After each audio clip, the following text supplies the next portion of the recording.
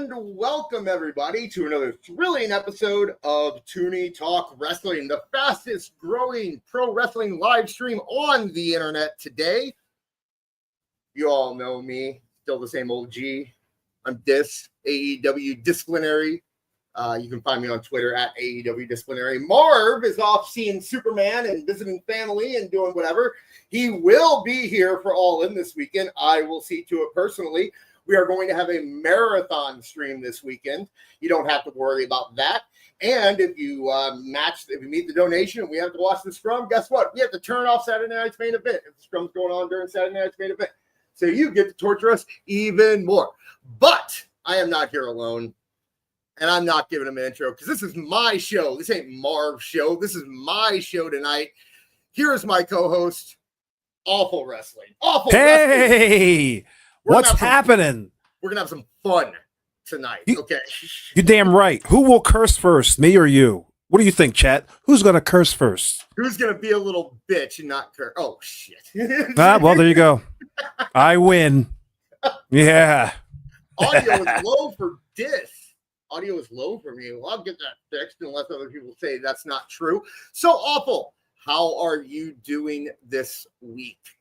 Oh, it's been quite a ride for me this week. I hate to sound selfish. I hate to sound arrogant, but I crossed 15,000 following friends this week on Twitter. I'm so very happy. Thank all of you who love me and hate me on Twitter. Thank you very much. That's right. 15,000 people are following Awful. And, wow, Neckbeard dropped us a line saying, have a good show. Hi, producer Neckbeard. He'll be in the chat throughout the night helping us out. We have some video that he wanted us to show you guys.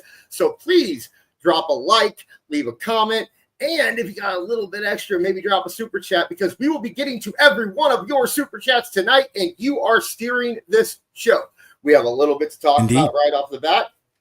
We're covering some straight news, and we're getting to that counter-programming conversation that's been dominating social media this week. But after that, floor is yours, ladies and gentlemen. Anything you want us to talk about, anything you've ever wanted to hear me and Awful go on about. Yeah, it's open mic night. Open mic night tonight. Kev might be joining us. Kev might be joining us at some point. And Marv said that if he gets out early, he will hop on. So we might see them. Gets later. Out early? What's he in jail? He is watching Superman. Oh, okay, gotcha. Yeah. He's at a press because he's special.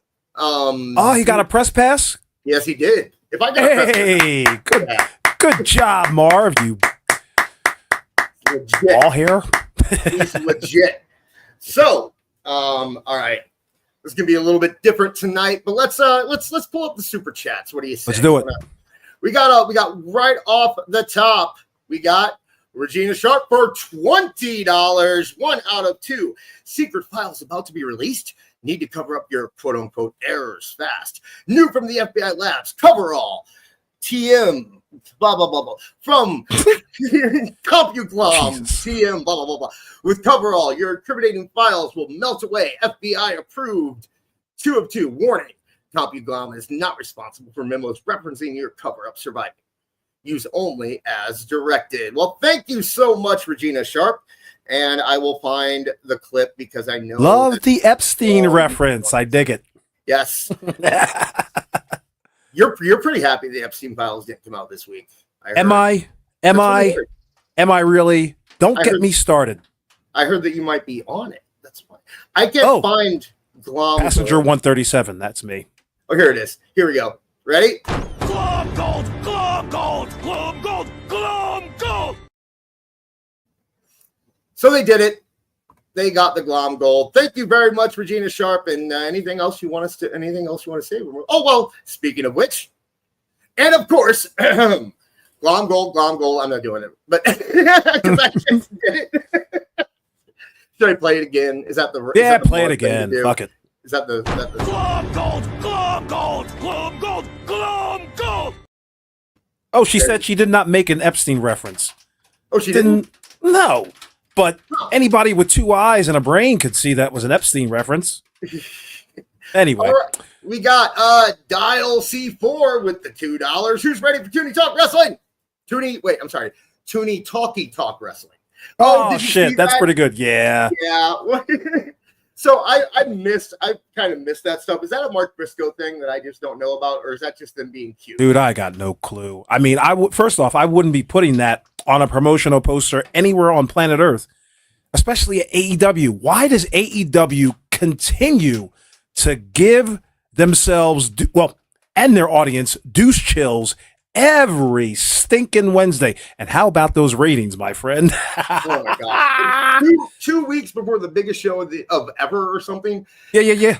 I cannot believe that they're trying to make this look like it's a success. I cannot believe, okay, is it good that you sold more tickets than you ever have in the United States? Yeah, sure. You're also 70% down from 2 years ago at the same event. Right. You went from 70,000 to 45,000 to now what? 21,000 max? Yeah. So we're talking that big of a drop in 2 years, and we're acting like it's a success story. And do you know why they didn't? We all know why they didn't go to England this year, though. It's because of Coldplay, right? That's what we heard. Yeah, right. I thought it was Tyler what's that broad's name? Taylor Swift. Taylor Swift. Thank you very much. I thought it was.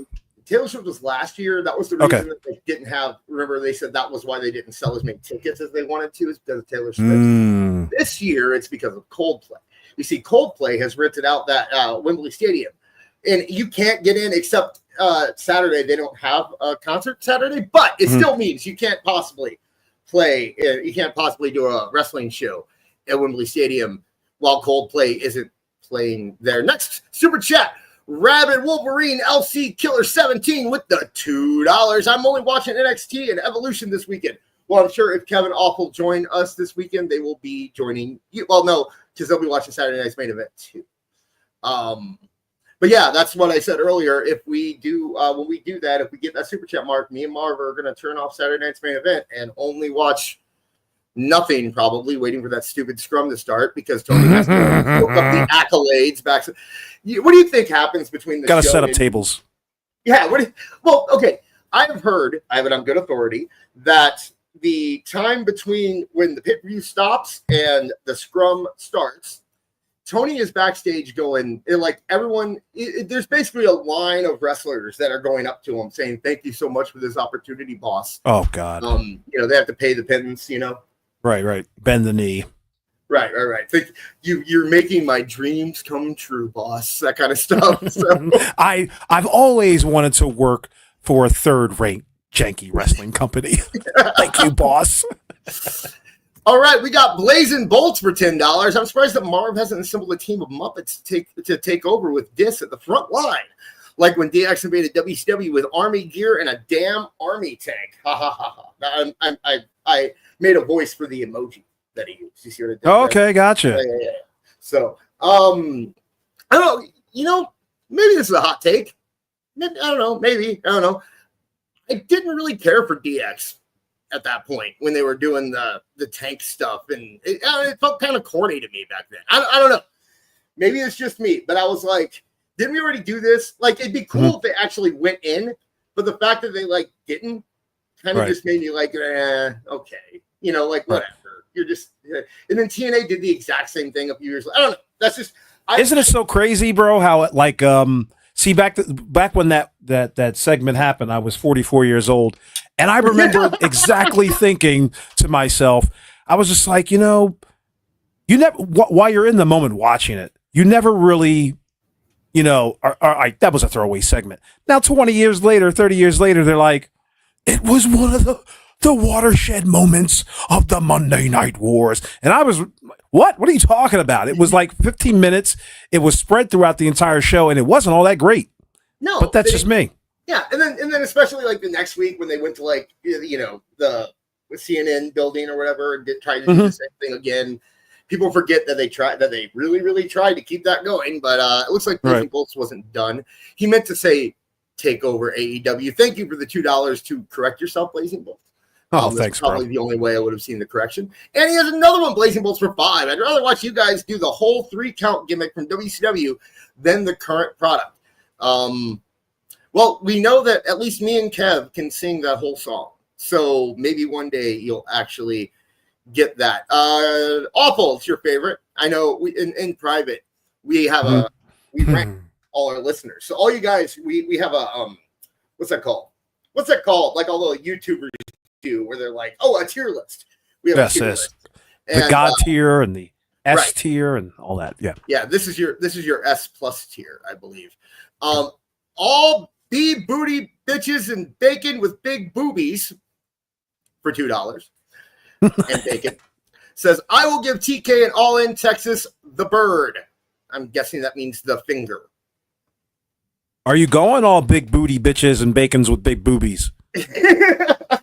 Will you be going to the show? Yeah, that's a good question. You can let us know. I personally, first off, if I was in Texas, I would go because why not? You know, I mean, the tickets are like $7. Like you can get in there, no problem. Right. You can get them for free, I think now. Secondly, you know, it'd be really smart. I don't know if you heard about this album. There was flooding in Texas this past week. Yeah, I heard some people couldn't swim. If you were AEW and you're running a 50,000 seat stadium and you've sold 20,000 seats to it, and it's in Texas, wouldn't it be smart to just say, hey, you know what? If you've had any damage done to your house, if you have to relocate because of the flood damage, we welcome you to come to All In. We'll give you the afternoon for free. You don't pay anything.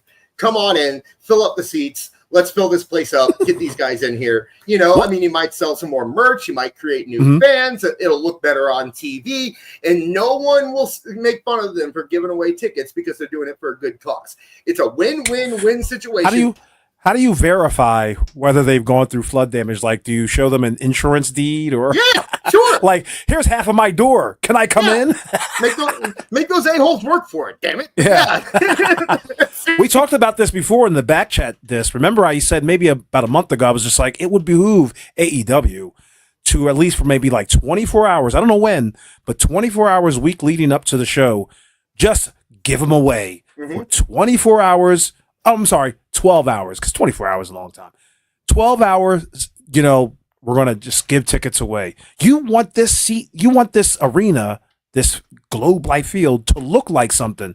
It's going to be quite embarrassing come Saturday. I can't wait to see what this shit's going to look like. All you have to do is say, hey, you don't have to make them prove that they had flood damage. Just have anybody with a Texas State ID, just trust them. Because guess what? Yeah. You're not going to fill, you're not selling 30,000 tickets to this. And people who wanted to go have already gone, have already bought their tickets. Right. You know, if you put the cheap seats as the free ones, you might be able to sell some closer tickets to people who show up on day of. And then you fill up the place and it looks great on TV. And everyone's happy. I don't get why AEW can't just do that. They have, because I'm going to give AEW a compliment. Are you ready? Sure. They are doing a better job of not making it like anti-WWE bad, right? I think they've been doing a much better job of that recently. You had Tony That's because WWE circled their goddamn wagons and front. Yeah, they circled the wagons of AEW.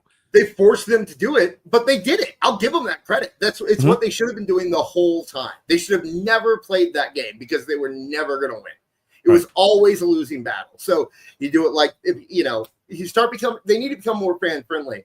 And one step towards it is not making WWE fans feel silly for going to their shows. And another step toward it would be giving away free tickets. I definitely think it's what I think almost any promoter in his position would do, except for Tony Khan, because I think Tony Khan sees it as it would be him admitting defeat or looking weak or something like that. Right. But I think it's a home run in my opinion. Baseball stadium. All right, we got another one from CWJ 128 for $10. A couple notes. 1, WWE has its domestic PLE deal coming up March 26th. The more events, the better. 2, Steve Koonin, who is on the TKO board, runs the State Farm Arena in Atlanta. I'm sure he's happy for the 2 dates. Yeah, there you go. There's some reasons. We're going to get into the counter programming stuff a little bit later. But I will drop a little hint here. If people have been paying attention to my timeline on X, you will know that I think that the counter programming has been very successful. Dave doesn't agree with me, but we'll get into it. Chef Eddie with $5. Hey, Chef Eddie, first time we're seeing you tonight. something I never thought I would say a year ago.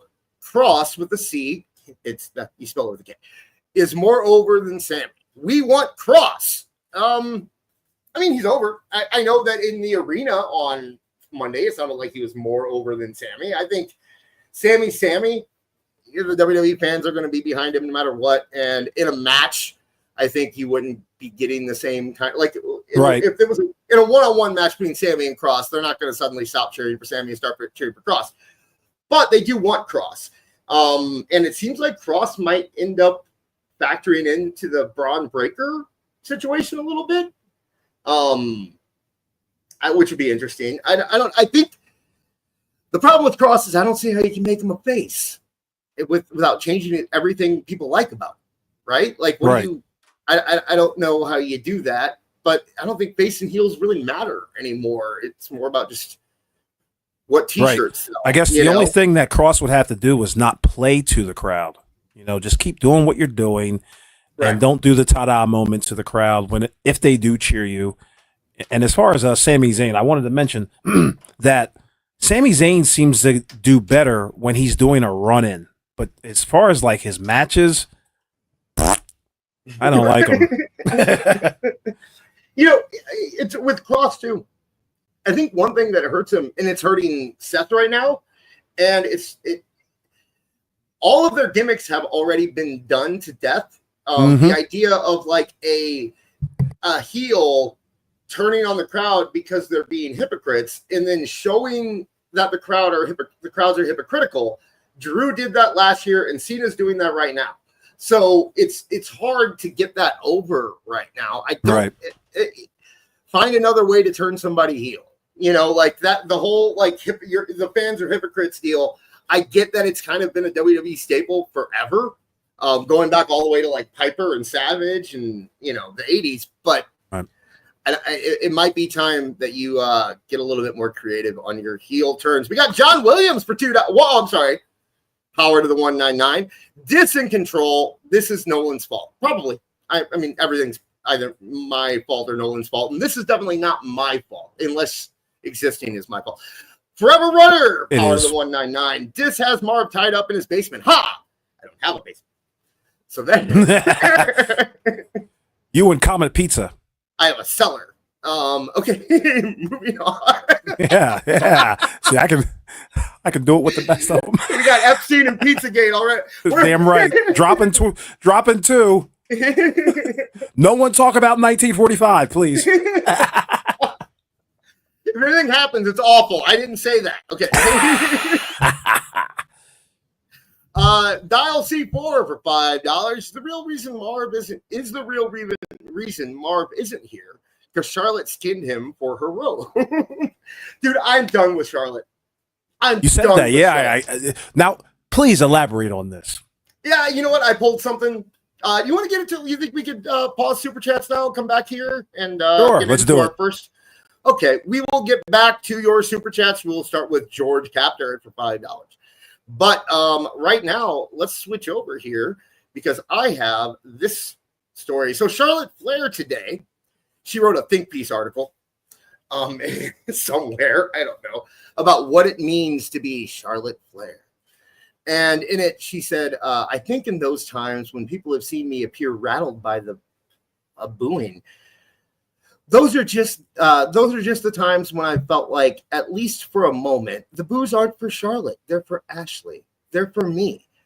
They're because of the way I look, or because of the energy I'm giving off as a woman, or because of real trauma I've gone through in real life. So when it got mentioned in Chicago that I have an 0-3 record at marriages, yeah, it rocked me legit. I'm not too proud to tell you that I don't like a hurricane.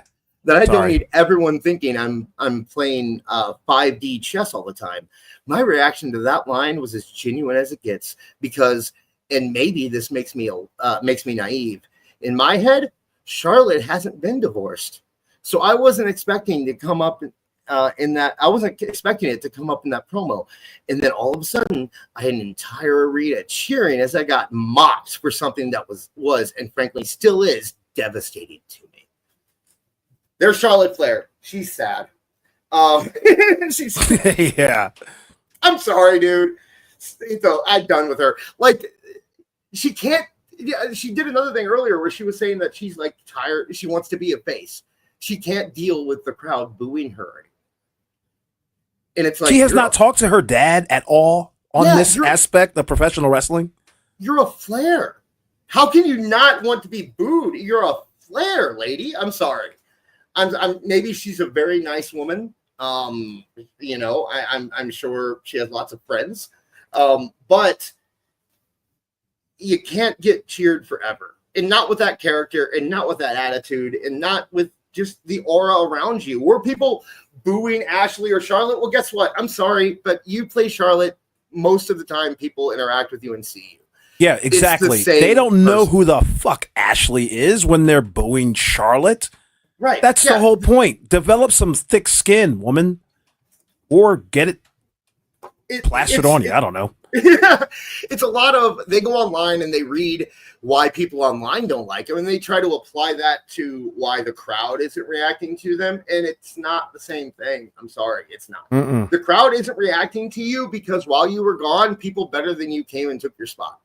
And I'm not saying that they're better, you know, in their Charlotte at one point was the best female wrestler of all time. This Charlotte is not it. She is not performing to that standard. If she can't deal with getting booed, right there, that means you are not the greatest female performer of all time. Can you tell me why she was one of the greatest professional wrestlers of all time? Please, I will say that I think that she is one of the first female wrestlers that made me stop. The entire time I'm watching her matches, I don't think I'm watching a woman's wrestling match. It just feels like I'm watching a wrestling match. You know, and really it's that whole wave of the four horsewomen and that whole thing kind of, it was such a departure from what we had previously that it felt special. And I think that has a lot to do with like why Evolution isn't performing as well as it did a few years ago. It's just, you can't recreate that time. You can't recreate that boom. Personally, I think WWE was aware that this was going to underperform no matter when and how they did it. Because it's just, the interest isn't there as much. If I remember correctly, didn't she just come out of the woodwork and get the challenge for the championship? Yeah, she was gone for what? Over a year? And then she just came back and immediately got a title shot? And by the way, they brought her in as a face. And she could not get the crowd behind her. That's not Tiffany's fault. Okay? That's your fault. Right. And I still don't believe this BS that she didn't know about the 0-3 record. The 0-3, that line was going to be. I don't believe that for a second. I don't believe it either. I think that's why she wrote it. And I think that's why we're reading it, is because she had this, she's trying to save face in some form or fashion. She knew she was going to lose at WrestleMania. Boo-boo job face, Charlotte Flair, to a younger, better talent in Tiffany Stratton. As far as I'm concerned, Charlotte Flair is only as good as her opponent is. I like Charlotte Flair when she's gone up against somebody like Asuka or Rhea Ripley. She's gone up against Io Sky or Bianca. I have no interest in watching Bianca Belair facing Charlotte Flair. You know, there's just something about Charlotte Flair that I'm like, okay, so she's tall. Yay! Anything else you got in the bag? Oh, that's right, she's a Flair, so we're supposed to have some sort of attachment to her. And that's, I think that's the biggest thing. The attachment is the fact that she's a Flair. I mean, okay, I'll give her this. There were not a lot of women wrestling the way she wrestled before she came up. But since she came up, because she's as tall as Seth Rollins. It's true. You know what I'm saying? That's what I'm saying. She had no choice but to wrestle a man style. Same thing with Rhea Ripley. If Rhea Ripley started doing or even doing a moveset kind of like Asuka or one of the smaller females, it would kind of look off-putting. Why is Andre the Giant doing a 450 splash? I don't understand it. And so, I might say that I think Rhea might do it a little bit better. Yeah, she does do it better because she has the aura. She has she's into her character. Whereas we can see right now, Ashley is not into Charlotte Flair. Let's just face facts. Yeah, you know what? That's a good idea. Put her under a mask. Send her to Right. evolve. Let her develop a new character. El Grande Americana. How about that? La Grande Americana. We'll all know who it is. But see now, Ludwig Bor. But now she'd have to team with Ludwig. So that's a terrible idea. I will, along the lines of us just talking about whatever the hell we want tonight, I'm going to drop this in a little bit.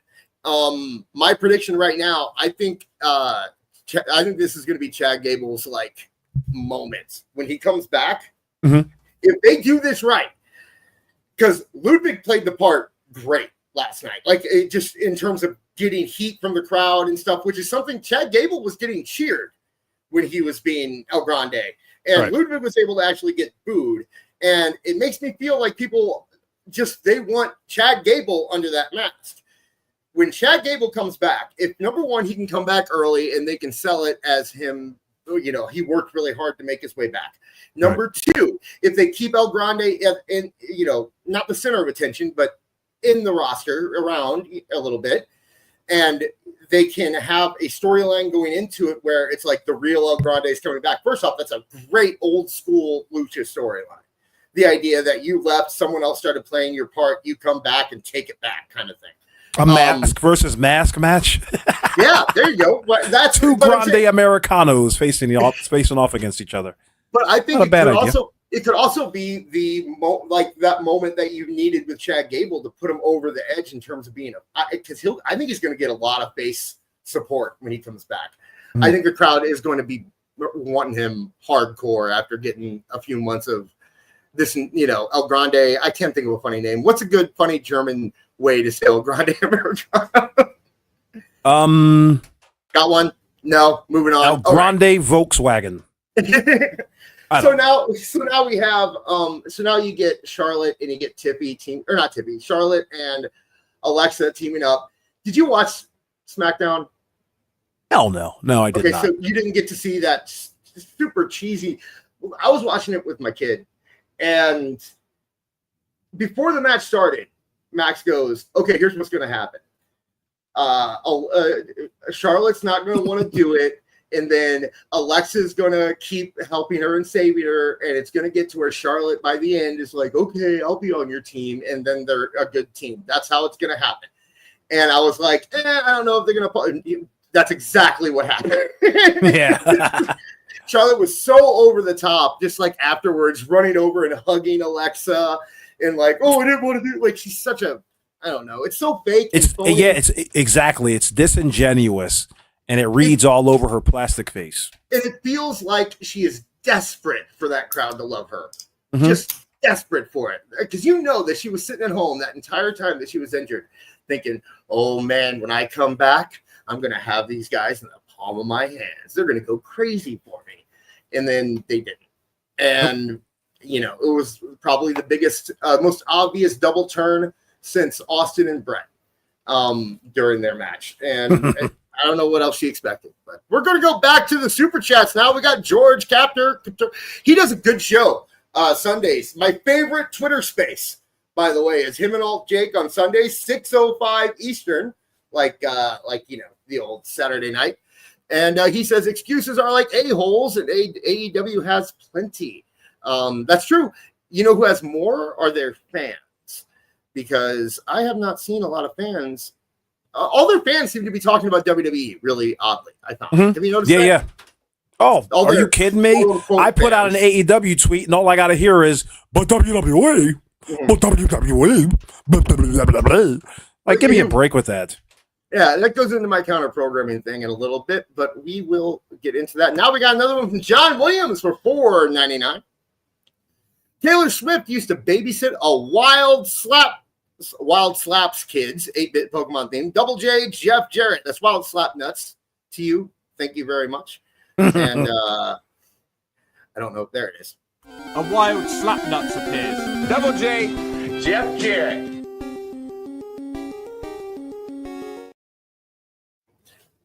Really underrated wrestling YouTuber, by the way, Marky D123. If you don't watch his stuff, you should, especially if you have any kind of nostalgia for early TNA stuff.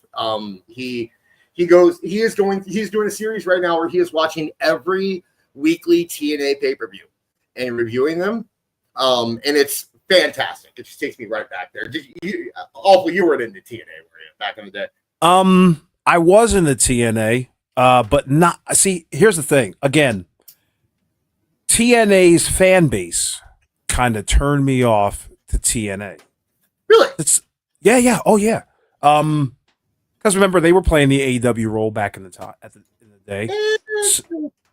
A little bit. And There were some, yeah. Yeah. Okay. I think the company was better at keeping the separation, the tribalism at bay, better than the fan base was at the time. Can I give you my point of view coming from the other side? Because I was a TNA fan at the time. A huge one. I drove 8 hours about once a month to go watch their weekly pay-per-views being taken. He would rub one out in the locker room. Yes, several for their times. shows. But I from that side of it, I always looked at TNA as like the scrappy underdog going against WWE, but we still watched WWE. It wasn't like we hate WWE. It felt like the people who were doing the big TNA is so much better than WWE and starting fights and being tribal about it weren't actually the ones that were watching TNA. It's very similar to what's going on with AEW now, I believe, where those guys weren't the ones that were going to the weekly shows. The weekly shows were always filled with like juggalos and and rednecks, and that's the Impact Zone. When they moved to Orlando, that got a little of that smarky crowd, but now they're the same people that are NXT, so it's hard to. But I did enjoy TNA back in the day a whole lot. I thought it really kind of just got messed up when Russo kind of got too involved in it. I love this. This is so hilarious.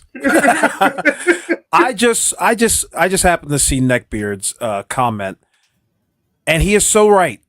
I could never get past that goddamn 6-sided ring. It was abysmal looking. What did you think of it?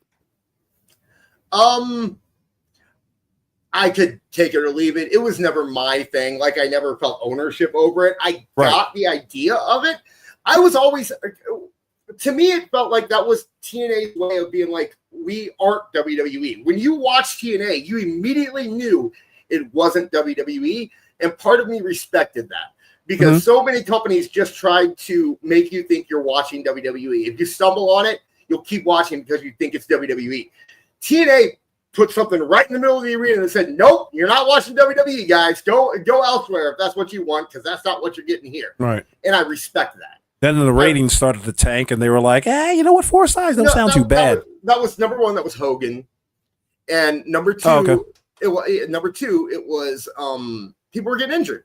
It hurt people. You can't make it as bouncy. Right. When it's 6 sides, you have to have more support under it. And just by virtue of the shape of the ring, it can't be as bouncy. So more people got hurt, and Hogan came in and said, "I'm not bumping on that, brother." And they changed. Looks like a toy, Okay, what we got next? Chef Eddie back for $2. Can even the great Alexa Bliss get Charlotte over? No. Is Bliss over? Yeah, I haven't. Yeah. Okay. Alexa Bliss. Yeah, she's always like she has that creepy goth girl thing going on, which is always going to be over. It's a cheat at this point, it's how Julie Hart tricked people into thinking she was good for 6 months. Yeah, really. Are you kidding? Are we talking about the Archer, Julie Hart? Is it Julia Hart or Julie? Julia, Hart? I think it's Julia Hart. Okay, yeah. She tricked people into liking her for a while by pulling that. So let's see what we got here. Christopher Miller for $5. What I want to see is the tickets sold through a box office, I'm assuming, and the number of comps, aka Tony bought tickets for All In. Never gonna see it. No, we're not gonna see it unless you know. Well, the thing is, even if they did come out, nobody would believe it, right? Like people who it would be the same. It would be the same conversation you have about the 500,000 watching on Max. It would be right. Side it's gospel, the other side it's BS, and never the two shall meet. Like it'll just be one of those things that is hanging up in the air forever. People will talk about it for a week and then stop caring, like our truth. Funny thing is that in time that truth will come out. I'm banking on a lot of things that were said in the last, I'd say 2-3 years, are going to come out to be the complete opposite within the next 2-3 years. We see it all the time. Yeah. You can read all about it in The Death of AEW by Awful Wrestling. Yeah. Page 1, blank. But yeah, dude. TNA. That's the other thing. I wanted to ask you this, because I was doing TNA research for Awful Jeopardy, upcoming Awful Jeopardy. My question to you is, my man, where are these people? Like, where did they go? The TNA fans? Like, no. The TNA wrestlers. Like, I looked up a dude, Elix Skipper. Like, who? Where are these? These guys were awesome. Like, Elix Skipper was great, by the way. Elix Skipper is Monty Brown. Elix Skipper is like a proto Scorpio Sky. Monty Brown, he's fantastic. You know, Monty Brown. The alpha male, Monty Brown. A lot of them. Monty Brown went to WWE, and actually, I do know that story. Something apparently happened with his family, and he took a step back from wrestling and became a man. You know what I'm saying? Okay. Like he's taking care of his. That's why. Be a man, Hogan. Yeah. Vince McMahon loved Monty Brown. By the way, he was a huge fan of Monty Brown. But a lot of these guys went and became chiropractors and gym teachers and stuff like that. They just, they settled in Florida and found their way. And if WWE wasn't calling, they went out and got a second job. Okay, and eventually right. the second Steady job money. Pension, retirement. Like, you're not getting that kind of stuff unless you're paying for it out of your own pocket from WWE and all that. That's right. Yeah. Especially these days, just do a podcast and be a chiropractor. That's probably the best bet. If you're 40 years old and you're not signed to one of the two companies, start a podcast, become a chiropractor. That's my right. Exactly. You hear that, Ben Bishop? I love Ben Bishop. He's doing really. He's one of the only ones that are doing really, really well. Crowbar. Crowbar. I'm joking. I'm joking, people. You're picking a good one. Why you gotta pick a good one? Kevin Kelly. You leave nails out of this. Okay. Yeah. Regina Sharp back for $5. OMG, not liking DX. Legasp. The pearls have been clutched. Clutched, I said. Okay, I'll tell you my mindset. I'll give you my mindset. Please. NWO brought me back into wrestling after being too cool for it for a couple years, because I got to be like 13 and I'm like, I don't need this bullshit. Right. And then NWO brought me back, and then I started watching WWE, WWF again, and I was like, oh, they're just doing the NWO. Like, that is just, if you go from not watching any wrestling to watching just WCW and then turning on and seeing DX just comes off as they're trying to do the NWO. Yeah, right? it was so blatant. Like, and I love how WWE always tries to fucking rewrite history. Like, DX was bigger than the NWA. NWO. No, it wasn't. Listen, it's so funny. I think 1996, the WWF was doing the new generation. Yeah. They had guys like Bastion Booger, Doink the Clown. No offense to these guys, but they were not draws. They were Bob Sparkplug Holly. It's giving me douche chills just thinking about it. And then out of nowhere, the NWO appeared. First, you know what?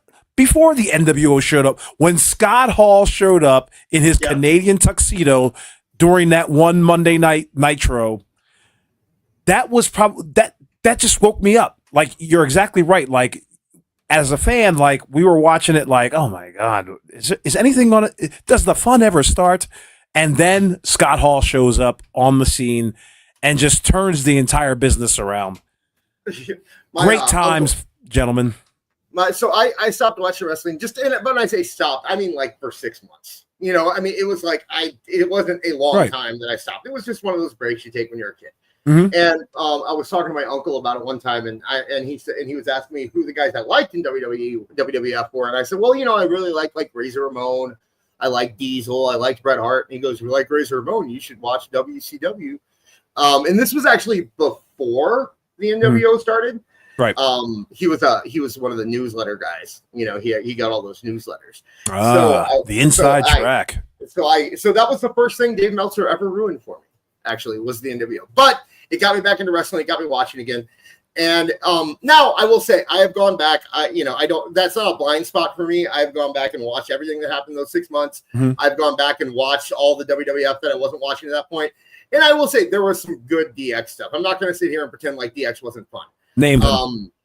Well, remember the time they put on a tape and you could see boobies on it. That was cool. When you're 15 years old, that's cool, man. Also, they talked about pot. They said your ass is grass and I'm gonna smoke it. Right? That was cool. Actually, I liked that night. Actually, the night that DX became the new DX after Shawn left, and X-Pac showed up. And that was the best thing X-Pac That was awesome. Did. That was the best thing X-Pac ever did. And I liked it. I thought the New Age Outlaws did some good stuff back then. There was some good stuff leading into their face turn. Anytime before they turned face. Once they turned face, totally, it was whatever. And then what the problem with the old DX, Shawn Michaels and Triple H faction was? They never got their comeuppance. True. They were beating up Sergeant Slaughter. They were beating up Tony Garea. They were beating up all sorts of these stars, well, old ass stars. But it was just like people were like, "Is anybody gonna do anything to these guys?" And then they were so goddamn juvenile. And then when you turn the channel over to TNT and you saw some real high octane action on Nitro, the difference was night and day. You could tell at that time WWF was throwing a lot of shit at the wall, hoping something would stick. And for a while, even during the Attitude Era, for a while, you would watch WCW, and it felt like you were watching a sporting event. Yeah. It felt like dude. It felt like something you'd see on ESPN. And then you turned on WWF at the time, and even into the Attitude Era, it felt like you were watching Saturday morning television. It felt like you were watching a cartoon until Stone Cold came on the scene. Until Stone Cold until he had his segments or whatever. As soon as Stone Cold segments, listen, I will never forget the time. Do you remember when Stone Cold had the injury and Jim Ross interviewed him at his home? To me, that was the day where I was just like, WWF is doing something big, because he was cursing. He was just like. They were supposed to give me flowers. They sent me these goddamn flowers. I don't want them. And he's talking to Jim Ross. It was one of the greatest promos. Then he got he would start to heel, and then he did he did the segment where he had the bow and arrow, and he was Owen Hart, I'm gonna nail you to the cross, buddy. And I just thought the whole thing was great. It was episodic storytelling, and that's what got them on their way. Meanwhile, just like you said. WCW was like a sporting event. It was just like coming up, this, that, and the other, and it felt like you were watching the NFL. It's so tough to to express that thought today because everything is so commercialized, overproduced, and all that. But yeah, it was great television back in the day. Exciting. It had darker, the arenas were darker, but not hiding seats. It's not like they were dark to hide the seats. And it did have more of the anything can happen feel. And the one thing about WCW, up until, they started panicking, was that they had an anything can happen feel, and the things that happened kind of made sense.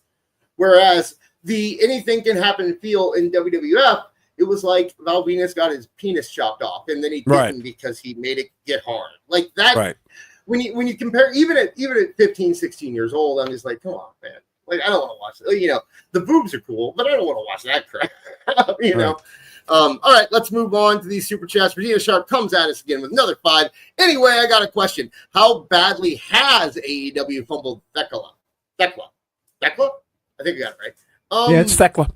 Yeah, I mean, it's hard for me to say because I expected it from the second she showed up. I didn't have any hope for her at all. because I've seen how AEW has introduced every single one of these women that they sign, and everyone just feels like fodder for Mercedes at this point.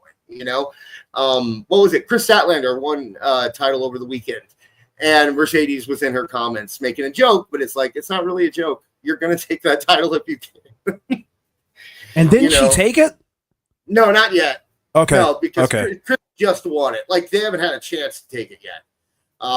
They might, maybe it'll happen on tomorrow, or maybe not tomorrow, but it's not fun because it's like, do you remember when Triple H was the champion in the early 2000s in WWE, the mid 2000s, where it kind of stopped being fun watching because it's like, they're not going to beat Triple H. Like, how many times it only took a couple times for me to, after seeing like Booker T and RVD and Kane not beat Triple H, that you're just like, well, no one's beating Triple H. Like, this is not going to happen, and it kind of feels like that for me with Mercedes right now. So we'll do another super chat. Joseph here. J. Alexander told us it's Tekla and not Thekla. Well, tell that bitch to spell her name right. Yeah. Tekla. How about that? This is America. Yeah, we pronounce our THs. Yeah. Thekla. Put up with that Austrian crap. Okay. BT23 with the $5. Why is AEW upset with counter programming? It starts at 3 Eastern. With all they have right now, should be done by start of Saturday night's main event. Shame, maybe 25K will attend. They won't be done by the start of Saturday night's main event. They will not. Tony's time management skills are retarded. I mean, he doesn't know how to. He's going to still make his 10-hour show for All In. Oh yeah, guaranteed. And it doesn't. By the way, if you want to get real technical, it starts at 1 p.m. Eastern. Because they have 0 hour, which is 2 hours for some reason. I don't know why the 0 hour is actually 2 hours, but you get a bunch of 0 hour leading in. And I mean, they do have the Great American Bash, which nobody is talking about, except to mention that they are counter programming AEW. That's the only of all of the shows that are happening. That's the NXT show, right? Right. Okay. Of all of the shows that are happening this weekend, the only show that I'm seeing people actually talking about what will happen on the show is Saturday Night's main event. Yeah. No one's talking about like a single match on All In. Nobody, and we'll get into the topic here right now. Actually, this is a good segue to that. Thank you, BT23. We'll get back to super chats here in a bit, but right now. We have Tony Khan today on the call, was asked about WWE counter programming AEW All In Texas next weekend. I thought this was, anyway, he says, well, I think we're going to put on a great event, and we have to focus on putting on the best event we can with the best wrestlers in the world. By the way, didn't Moxley just say on Wednesday that saying you're the best is bitch shit? Isn't that how he said it? Isn't that the words? Basic bitch shit. Bitch shit. Well, he just said it twice. So that's a lot of fun. Yeah. No, not even an exclamation point right there. Nothing. So we're going to have a great show next Saturday afternoon. We're very focused on what AEW is doing and the AEW fans, and I think that served us really well. That's shit, because if you'd been doing that for the last 6 years, you might be in a better position than you are today. It's true, but my big thing, like I said, is that it just feels like no one is talking about All In, the event, right? People are talking about All in concept. They're talking about how bad WWE is for counter programming All In. Right. But no one is saying, like, man, I'm really looking forward to Moxley and Hangman in that Texas death match. No one's saying that. No one's saying, man, I can't wait to see what happens in Mercedes versus Tony Storm. No one's saying that. They're all talking about WWE. And you know what that means? It worked. That's what the counter programming was. It was just to get people to not talk about AEW. And they've done it. No one is talking about AEW. It's marketing 101. Mm-hmm. Yeah. You know what I mean? That's what they... Go ahead. No. That's all I've got to say on that. I mean, how can anybody be angry with the position that WWE has taken? And how can you think that AEW has been victimized for slagging off for an entire year with this event? Yeah, Like you should have actually had the main event of this event called way back in March, seriously, and heated it up from there. If it's as big as you claim it is, and the fact that people still say like maybe Double or Nothing is their WrestleMania and that kind of thing, it shows me that it's so uneven. Like even with WCW, it's you had a lot of events, but you knew Starrcade was the one. With WWE, you have a lot of events, but WrestleMania is the one. With TNA, you have a lot of events, but it's Bound for Glory. ECW, it's like all of these companies have their big event. This is when you really have to pay attention. And AEW has made everything an event. They did in the past 2 months. They've done what 4 or 5 special edition Dynamites. Yeah, really. Slam, we had Summer Blockbuster. It's one of the things where if you make everything quote unquote special, then nothing is actually special anymore. No one will shout out Incredibles. Yeah. No one will care about your big events if you say that every event is a big event. You have to pick one and you have to go with it. And this should be it. It's a good name. It has a legacy. There's heat behind it. They do it in the biggest place. This should be your big event. And if this is your big event, you need to do better. Because right now, WWE put on a Saturday night's main event and a women's pay-per-view, and it took all of the attention away. And that should say something about your show. Not selling too many tickets, though. No. And but what was to be expected? Like I said, Evolution was never going to succeed. Never. There was never a world. They were bullied into doing it. Okay? There was never a world. Yeah. I may have to agree on that, yeah. People have not shut up about Evolution for years. Well, what do you want? Do you want the women to be treated equally as the men, or do you want to separate them and give them their own show? Right. You need to pick one because you can't do both. Okay. This is the first show since Max has started watching wrestling that he has no interest in watching from WWE. None. He does not care at all. Like I told him, I go, I'm doing the marathon on Saturday, so we're going to have to watch Saturday Night's Main Event on Sunday, which means that we'll have to watch Saturday Night's Main Event in Evolution. He goes, we don't have to watch Evolution. I go, you don't want to, I told him something that's like, we don't have to watch Evolution. Like, Evolution is like an old cereal box. Like the surprises will be inside the box. Like at the event, I think I'm half expecting Awesome Kong to show up. I'm half expecting Gail Kim. I'm half expecting these are the surprises that Evolution. See, now it's almost like Evolution may not be the soup du jour that day, but people will be talking about it the next day. It's kind of like one of those events. Like things are going to be going down during that particular event, and I might want to watch it because they're digging up Moolah and bringing her out. I don't know. I don't know. If left to my own. All right, Captain, you can't half expect it, but I'm half expecting it because I'm half retarded. Okay. Yeah, you pay attention to that chat. I'll pay attention to the super chats, and we'll have the whole thing covered. Easy. Left to my own devices, I'd watch, but that's because I watch everything left to my own devices. But I'd also watch it very differently because when I'm not watching with Max, I'm watching critically. When I'm watching with Max, I'm watching as the dad watching with his kid. When I'm not watching with them, I watch it critically, and it always ends up being worse for me when I do that way. There's something to be said about the build, although I'd argue that the build, they've done just as much build on this as they did Saturday Night's Main Event. It's not their fault that things happen. It's not their fault Liv got injured, and kind of did completely throw the thing for a loop. Now it has to be a completely different card because she was fighting Nikki, and now they got to do all that. So clearly that messed things up. It has about as much build as any other WWE pay-per-view. This isn't WrestleMania. This is a WWE pay-per-view secondary, third. What's the word? Third-dairy? There's not a word. What would be the word for that? Tertiary. Yeah. It's not. This is as big as like an NXT pay-per-view in my mind. So I don't know, dude. Is it upsetting? I guess. I don't. What do they want? What do we want? Okay, if there's any women wrestling fans in the chat tonight, do you want a separate show for women, or do you want the women to be featured equally on the show that they're on?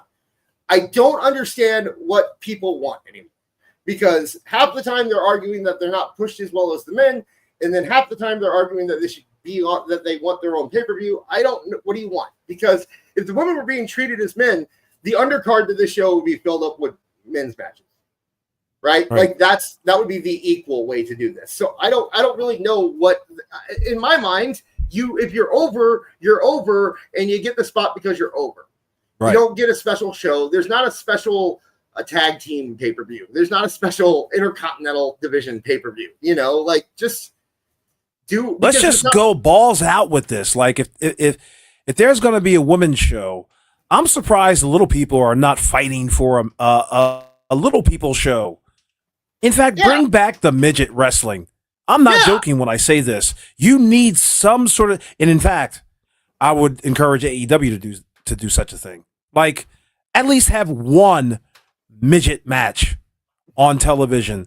Because if you really want to get a laugh, that's how you do it. Or if you want to like do a departure from the seriousness of everything. And I know people are going to be like, he's only joking. No. I mean it. Bring back midgets. Make midgets great again. Make midgets great again. Mamiga. Nga. I know you. Why the hell not? Like, I'm personally of the mind that they should make a women's show. I think there should be a women's show. I think there should be one show, one show in WWE that is specifically the women, and I think they should put it weekly? On Wednesday nights. Yep. Wednesday nights, 8 p.m. Eastern, 7 p.m. Central Time. Yeah, why not? Let's see what they can do against the greatest professional wrestlers in the world. Yeah, let's see it. Put your money where your mouth is, guys. Like, if you really want this, then support it that way. Pick a lane, though. Pick a lane, because I got a question though. Yes, sir. Why is Tony Khan doing media? Why is he the only one out there doing media? It's almost as if he overshadows his own fucking company. And that's the problem that AEW's always had. He overshadows it. He isn't even there, but you can feel his presence. Here's me giving more props to someone on the AEW roster. MJF was doing the media rounds earlier today. And that's right. And he out. He and Tony. Okay, that's two. Where's Mercedes? Where's Moxley? They should be on like the Tonight Show, and they should be on Sports Center, and that's where they should be. Right. Not. I mean, MJF. His biggest interview looks like it was from TV Insider, which I know was a big deal 20 years ago, but not so much now. But good, you know what? And he also said when he was asked about counter programming, he said, "Good, they should be counter programming," and that's what you should say. If you're the company they're counter programming against, then you use it to your advantage. You say, "Look, they must think that we're the shit because they're counter programming." I said it's not true in my mind. I don't think it's true. I think they're counter programming because that's what WWE does. They always have. It's about stomping them when they're still small so that they don't become competition. It's not so much about being afraid that they are competition. It's about just making sure they never are. And that's what they're doing. They're dominating the conversation. They're dominating online talk. That's where WWE cares about the IWC, is that I'm pretty sure they think that the IWC are just all AEW fans. Right. And so that's where they care about it, is that they want to dominate that conversation, and they are right now, like it or not, for better or worse. Everyone might be saying, "Oh, they're," the dumbest take I've seen is that they are sabotaging the women's show on purpose because they don't want to do more. Right? Yes. Because a multi-billion-dollar corporation is going to hurt their bottom line to prove a point. Like if this was Tony, ridiculous. I'd believe that. That sounds exactly like something a billionaire's son would do, is do a show that they know would fail just to prove a point and never have to do it again. But I don't think WWE is in the business of doing that. I'm going to do a few more super chats, and then we're going to talk about some counter programming throughout history, because This is not new, okay? And it's not specific to WWE. So I do want to show that a little bit. But right now we got, you know what? Let me take this away. Let's do this right if we're going to do it. Juan Alarcon. Damn, you tongue-tied motherfucker. Like, Jesus, take your mask off and speak correctly. Alarcon. I don't read good, okay? I know. You're about to call him Juan. I was Joan, yeah. Hey, Queens. He called us Queens, so he deserves it. Hey, Queens. What's your favorite worst moment or worst time in wrestling? I can't do that, so we'll just have Scotty Steiner do it. While I'm pulling that up, you got anything that comes to your head right away? Well, too bad. What was my favorite? You know, Mean Gene, before the hands in the pen, you go, hack, a doodle-doo, mean a dog face to a gremlin, a training. There. Yeah, we kind of talked about it earlier. WWF from what 1993 till around 1997 was just abysmal professional wrestling. And believe it or not, I can't remember, but it was like the mid 2000s for WWE was just like I was completely out. I wasn't watching any of that nonsense. I actually came back to wrestling when Kurt Angle, I think, won the championship. What was that, 2001, 2002, whatever. Mm-hmm. And then I really got back into it when I saw Brock Lesnar just terrorizing over everybody, because I had saw him at the collegiate level, and I was like, oh my God, they brought in Brock Lesnar. I would have never guessed that he would have been this good. But yeah, there's a lot of terrible times in professional wrestling, a lot of terrible eras that I had to suffer through. So you guys can pretty much understand my cynicism when it comes to bad wrestling. I've seen it all. For me, I think it has to be the era right before the Bloodline. That kind of 2 year, the Ronda Rousey, Mercedes, like that whole time. Right. Okay. It was okay. It was tolerable, but I don't think I was really Yeah, I was watching the pay-per-views at that time. I was not watching their weekly.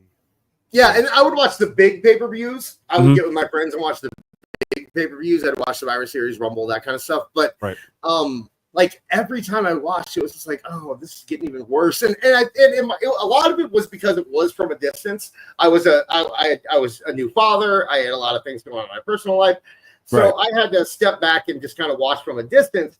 And from a distance, it's like you tune in and you're like, oh, now Rey Mysterio's kid is a champion. He didn't even go to NXT, and then you look up and no, he didn't go to NXT. And then, okay, well, Bray Wyatt is doing that stupid thing with Seth Rollins, and this it's like every something that Ronda Rousey's back and she wins everything. You know, it's like every time I tune back in, something else stupid was happening, and it just made me not. And then what was it? The Lashley Rusev. Oh, did you die on me? And I don't think I did. Well, yeah, that. Did you hear me? Am I here? Am I good? I can hear you. I'm going to keep talking because I think I'm okay. The Rusev, Lana, Lashley stuff was dumb. The cuck storyline they did with them. Awful's making weird noises. Awful, what are you doing? Oh, real quick. Awful is a robot. Awful, restart your stuff. I will take over because Regina Sharp just gave us $50. That's a big one. Triple H, that's right, because I'm sabotaging a show to cause me to make less money because I'm a moron. Well, thank you, Regina Sharp, and you get our thank you. All I do is win, no matter what. Got money on my mind. Everybody hands go up, and they stay there, and they stay there. So there we go. While Awful is fixing his stuff, I will continue to go through some super chats because I just did the big one. Double A with $5. Question: if the Texas residents suffered from the flooding, why is AEW the only one that's washed? Heyo! You know, funny story. I messaged a good friend of mine and I said, with that idea of AEW offering free tickets to people who were victims of the flooding. And the response I got was, why would you ever want to do that to them? So that was going. Thank you, Double A, for the $5. Now we're going to Forever Runner. Power to the 199 BDSM style, of course. I'm assuming that is talking about the other thing. I don't know. Okay, moving to sorry. You'll have to if you hit me up in the regular chat, I will know. I'm sure Awful knows, but he is dead right now. So we got another one from John Williams, $4.99. Rick, as in Ric Flair. Just do what I do when I feel down, Ash. What? Oh, okay. You should have had a comma there. You should have had this right now. Let me read this like I just do what I do when I feel down, Ashley. And Ric Flair, that sounds like something Ric Flair might say. But no, he's saying, just do what I do when I feel down, Ashley. Just drink alcohol like a fish. Woo! So Ric Flair's been running amok in Awful's back. Ric Flair's been running amok in Tampa recently. I don't know if anybody's heard about this too much, but there's a whole Reddit page about Ric Flair's adventures in Tampa, getting kicked out of bars and picked up on the street and that kind of stuff. So, and they always spell his name R-I-C-K because they don't know how to spell. But thank you again, John Williams, for the $4.99. Awful, you back? I think so. How do I sound? Okay. Yeah, you sound fine. All right. We're doing some super.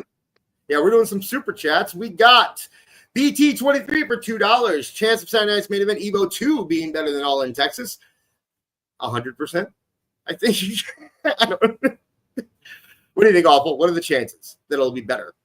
I'm giving it 70-30. See, one thing about AEW is that they always have one, well, not recently, but they always seem to have like one match that grabs my attention. Everything else is dog shit. Well, I'm not looking forward to their fake Texas Death Match because they don't know how to do a Texas Death Match, and it'll probably just be, they'll use a chainsaw or something, I'm sure. I guess Okada Kenny kind of is interesting to me a little bit. Right. I mean, I don't know, the tag stuff I don't care about. I know a lot of people are very down on the Hurt Business or Hurt Syndicate now. They're saying that they're burying all the babyface tag teams, and it's like, yeah, when you look like Bobby Lashley, what are you supposed to do? You're gonna put over Kevin Knight? Yeah, really. You're gonna put over Mike Bailey when you're Bobby Lashley? Like, come on, guys, seriously. Don't bother. Yeah, All In would have to do a lot to be better for me because I just can't. It is very hard for me to enjoy AEW because it's more just because they're so scattershot. There's no through line on the shows. There's nothing to keep you hooked. It's all just like this happened and this happened and this happened and this happened. It seems like you're being told a story by a 8-year-old with ADD. It's not wrestling to me. It doesn't feel like that. I described it before as like the wrestling robot chicken. It just feels like a bunch of things that happen. It doesn't feel like a show, and it's hard to keep my attention when it's like that. At least WWE has like a through line. They'll go back to things, and I don't know. But that's my biggest issue with AEW is that it just feels like things that are happening. So okay, we got. Should we keep doing super chats or should we go back? What do you think, Awful? All right, Christopher Miller with $2. Gifts. Are you being played by a German tonight? Because I'm a Grande Americana. No. I did take 3 years of German in high school, and I remember one thing, and it's Wer ist das Toilette gern? I can find a toilet if I ever go to Germany. And I know how to say, I like to play soccer, because you don't call it soccer, you call it football, because that's what they called it. So thank you very much, Christopher Miller. Ich habe keine Leipzig. Joseph J. Alexander for $2. Grande Americano versus Venti Americano. Yes, the Starbucks joke. I like it. Thank you very much, Joseph J. Alexander. And then we got Joseph J. The next Awful Jeopardy round. You won't be in it, but you'll be notified once we're ready to go with you. You are. I'll tell you this, Awful. You are a little choppy, but I'm not going to complain because damn it. If you're gone, then I'm doing this solo. So we're cool.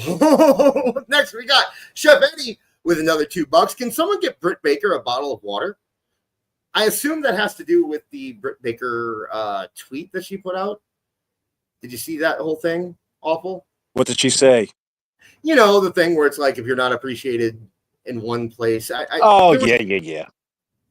So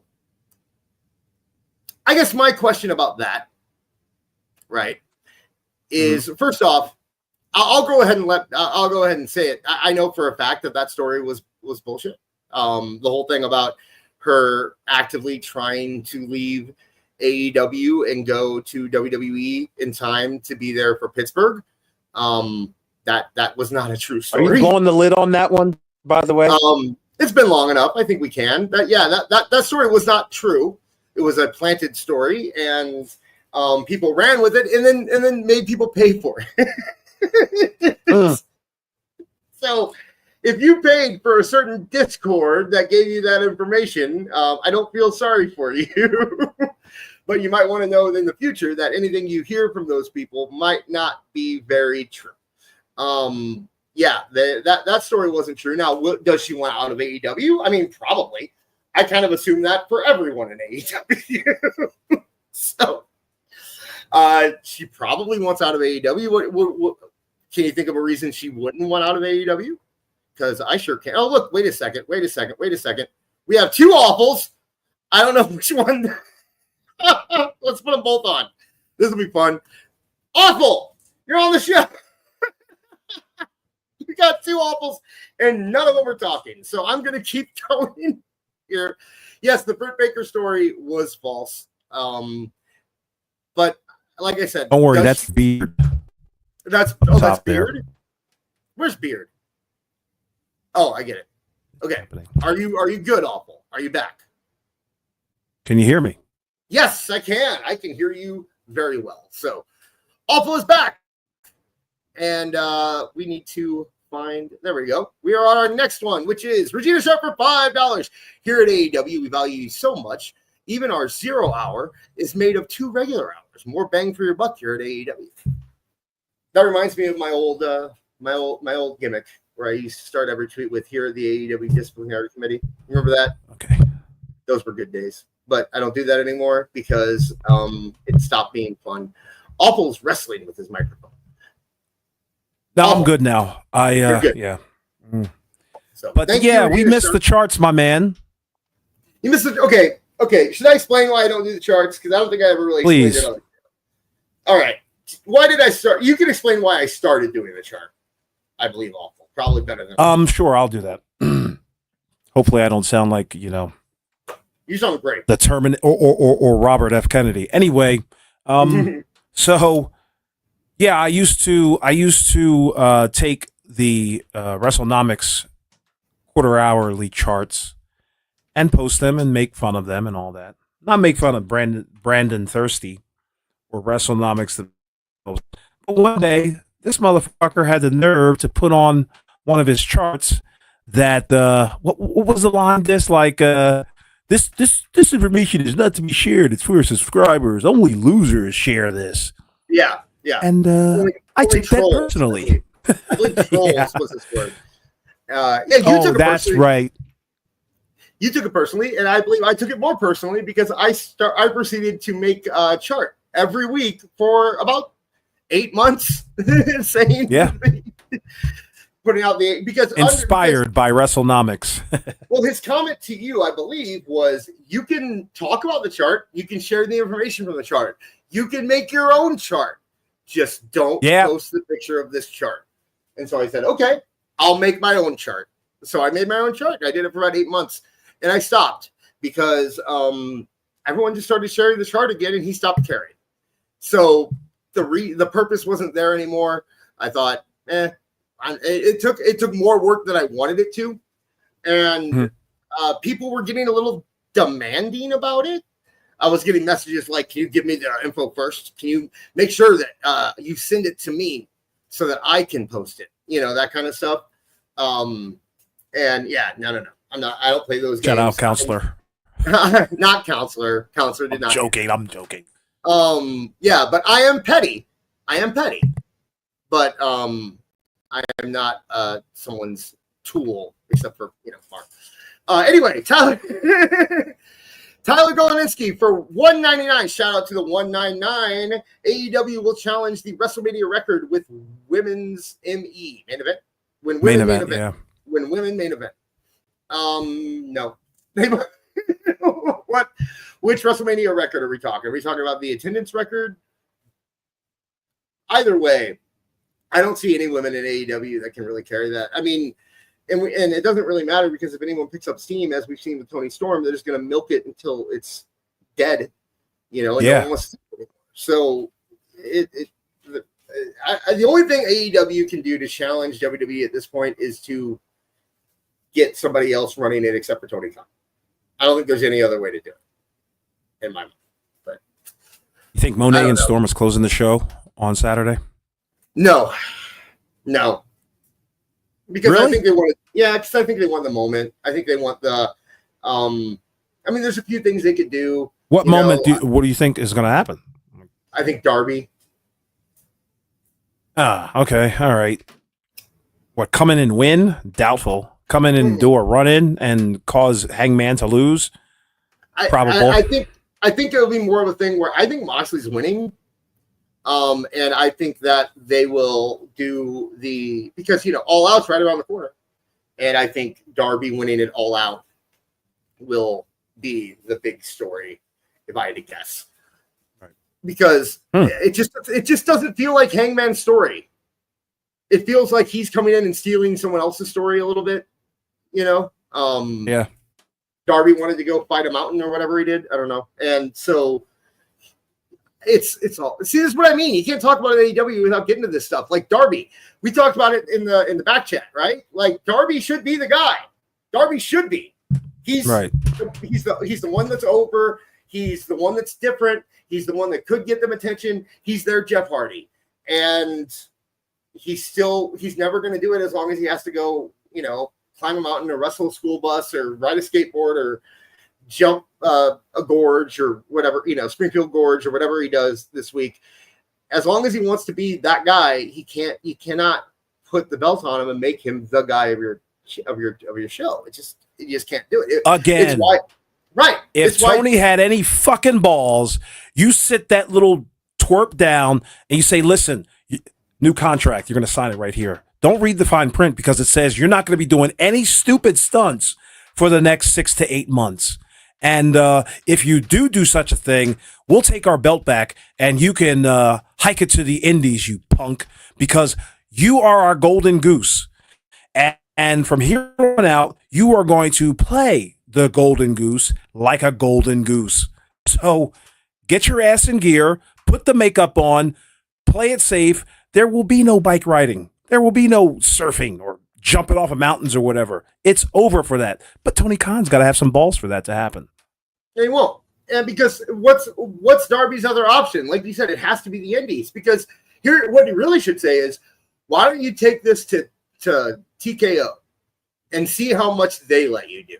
Go to TKO and see if they want you to do any of this stuff, and say, hey, if you can do something without it interfering with your wrestling, fine, go for it. If you can do this stuff without worried about being injured or wait until a time when we don't need you, go for it. But when we need you, you have to be ours. And that's it. Right. And that's, you got to put your foot down like that.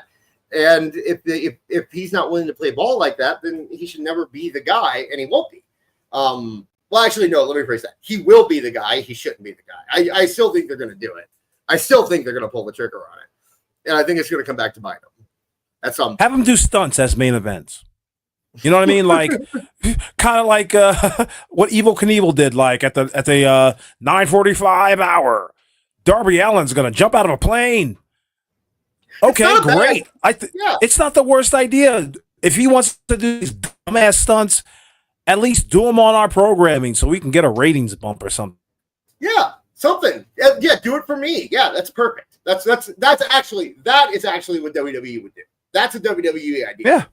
Right? They did it with Mark Henry. I'll never forget the time they had him pull a truck or whatever and do all these like strongman stunts. It works. Mm-hmm.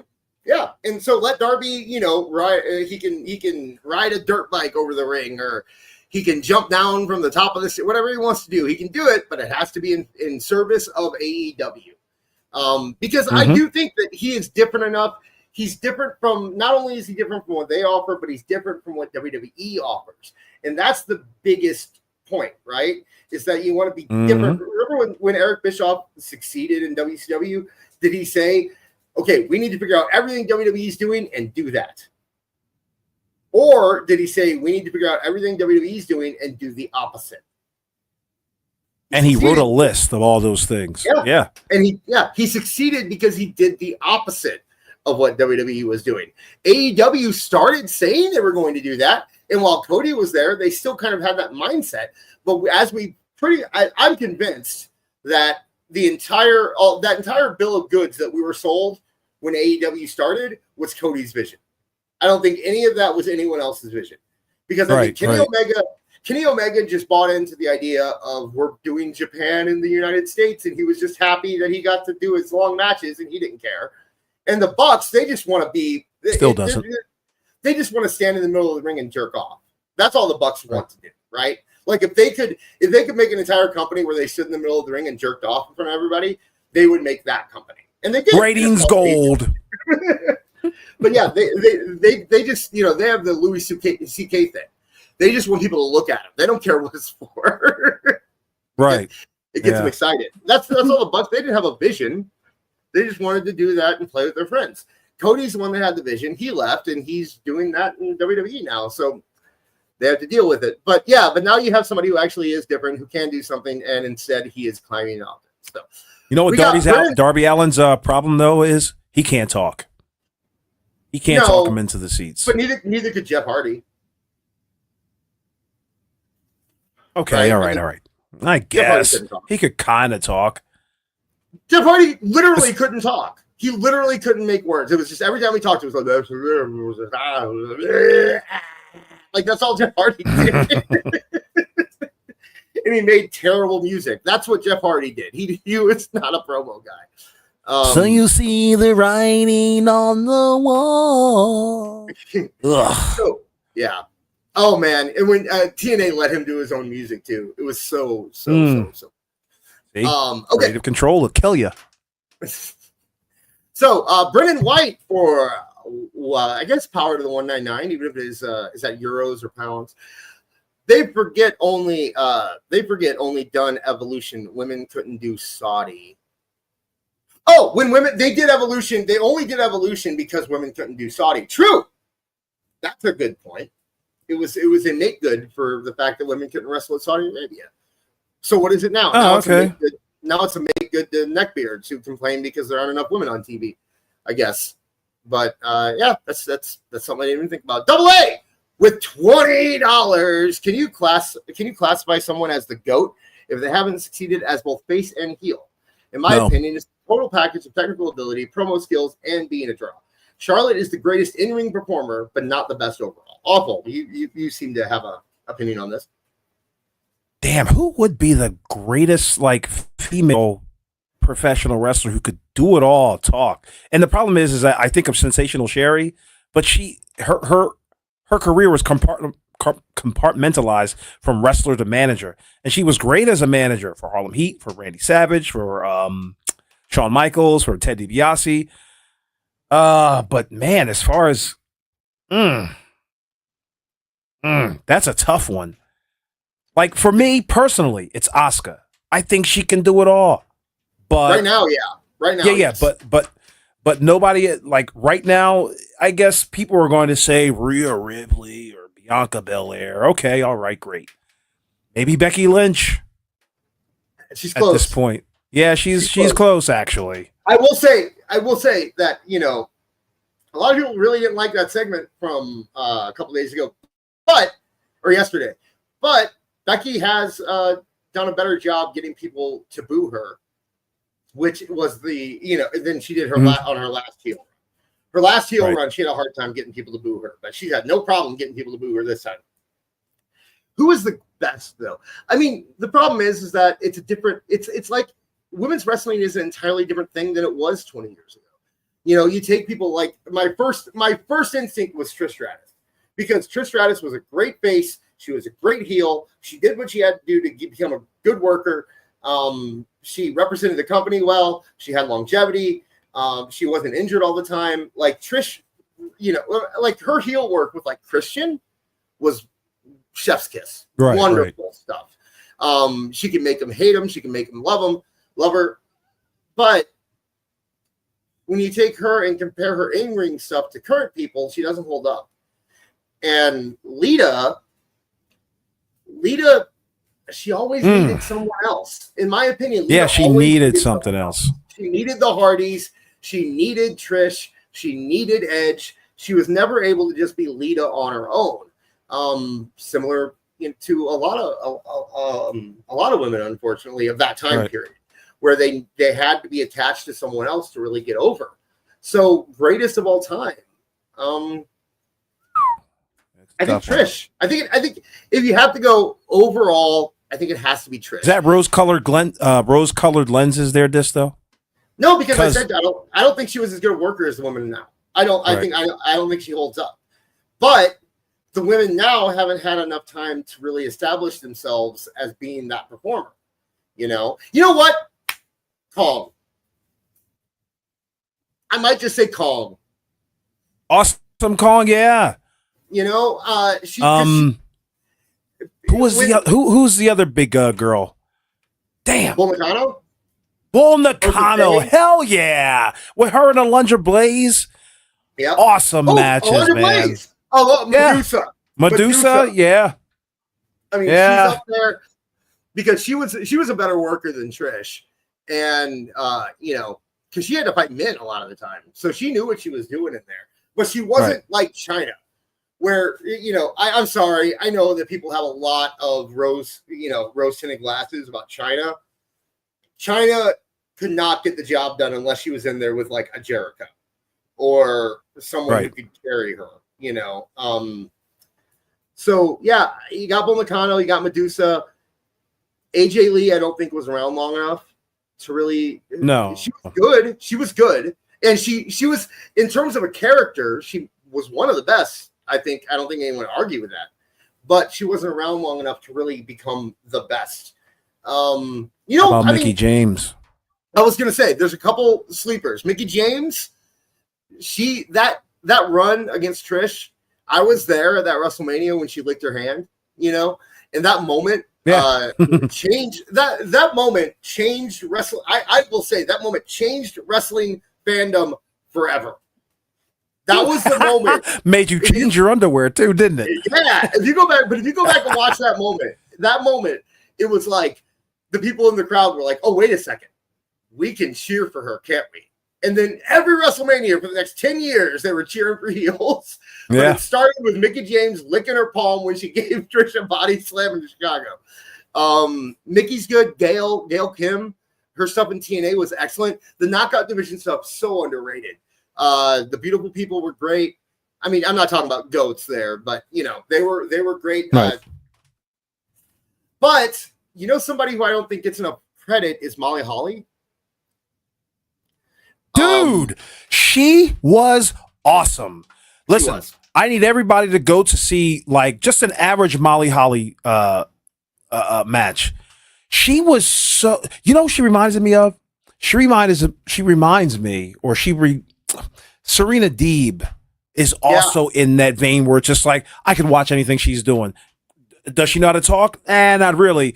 But Molly Holly, Serena Deeb, Asuka, it's just like something, they're so fluid. So, who else? Who was a part of the PTC? Ivory. Ivory was phenomenal. Jacqueline. And Victoria. And Jacqueline. Holy shit, right, Miss Texas? Come on now. She might be the greatest. The greatest. And all of these women that we've just mentioned, the Mickie James, the Ivorys, the Gail Kims, the Molly Hollys, they were better than the Trishes and the Litas in the ring. I'm sorry. Easy. They were. Easy. So one of those. I'm gonna go. This is a deep poll. Okay. And there are going to be some people in the chat that will get it and they'll be like, yes, when they hear it. Okay. This is a very, very deep poll. Okay. Because we're going into Shimmer, we're going into Japan, we're going into that kind of stuff. But Mischief. If you ever got to see Mischief, I got to see, I'm a little biased because I did see her kind of I was watching her while she was still training, because she was from St. Louis. But she went on to be the champion in Shimmer. She went on to be a big star in Japan. She has a holiday. Or not a holiday, but she has a day in St. Louis, Mischief Day. Wow. Is in March Nice. in St. Louis. She just got into the Women's Hall of, or the Pro Wrestling Hall of Fame in St. Louis. But she had that kind of like goth. She reminded me, imagine Daphne if Daphne was like 3 times the worker she was. Right? That was basically what Mischief was. She was doing the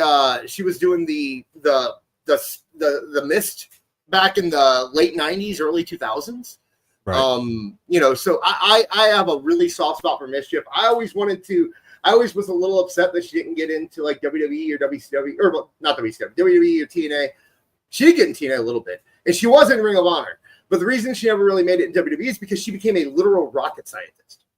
So wow, not bad. That's who else?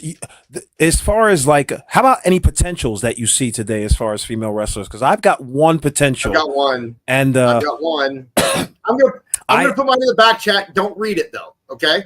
Okay. And then you can tell me if it's the same. Okay. Okay. Let's see. Give us there. 1 second, folks. Mine's there, so you go ahead and talk. Okay. I mean, very, very mainstream. I've got somebody who's on the indie scene who looks awesome, and I think everybody should check her out. And I am not a creep at all. No, Nikki Blackheart. She's doing too much posing. Like, it's just like, oh my God, they noticed me? Let me show my ass. And no offense to Nikki Blackheart. I'm sure she's a great worker. But there's somebody out there, and please don't take offense if you're listening. I doubt it you are. But Janai Kai is a little Smurfy looking, and she's purposely ugly. So I just want you to, she's purposely made herself ugly. It's an awesome gimmick. She's like some karate, kick fighter. But she is so karate fighter. Yeah. You just maybe had a flashback to like Jerry Lawler fighting with Doink the Clown and Karate Fighter back in WWE.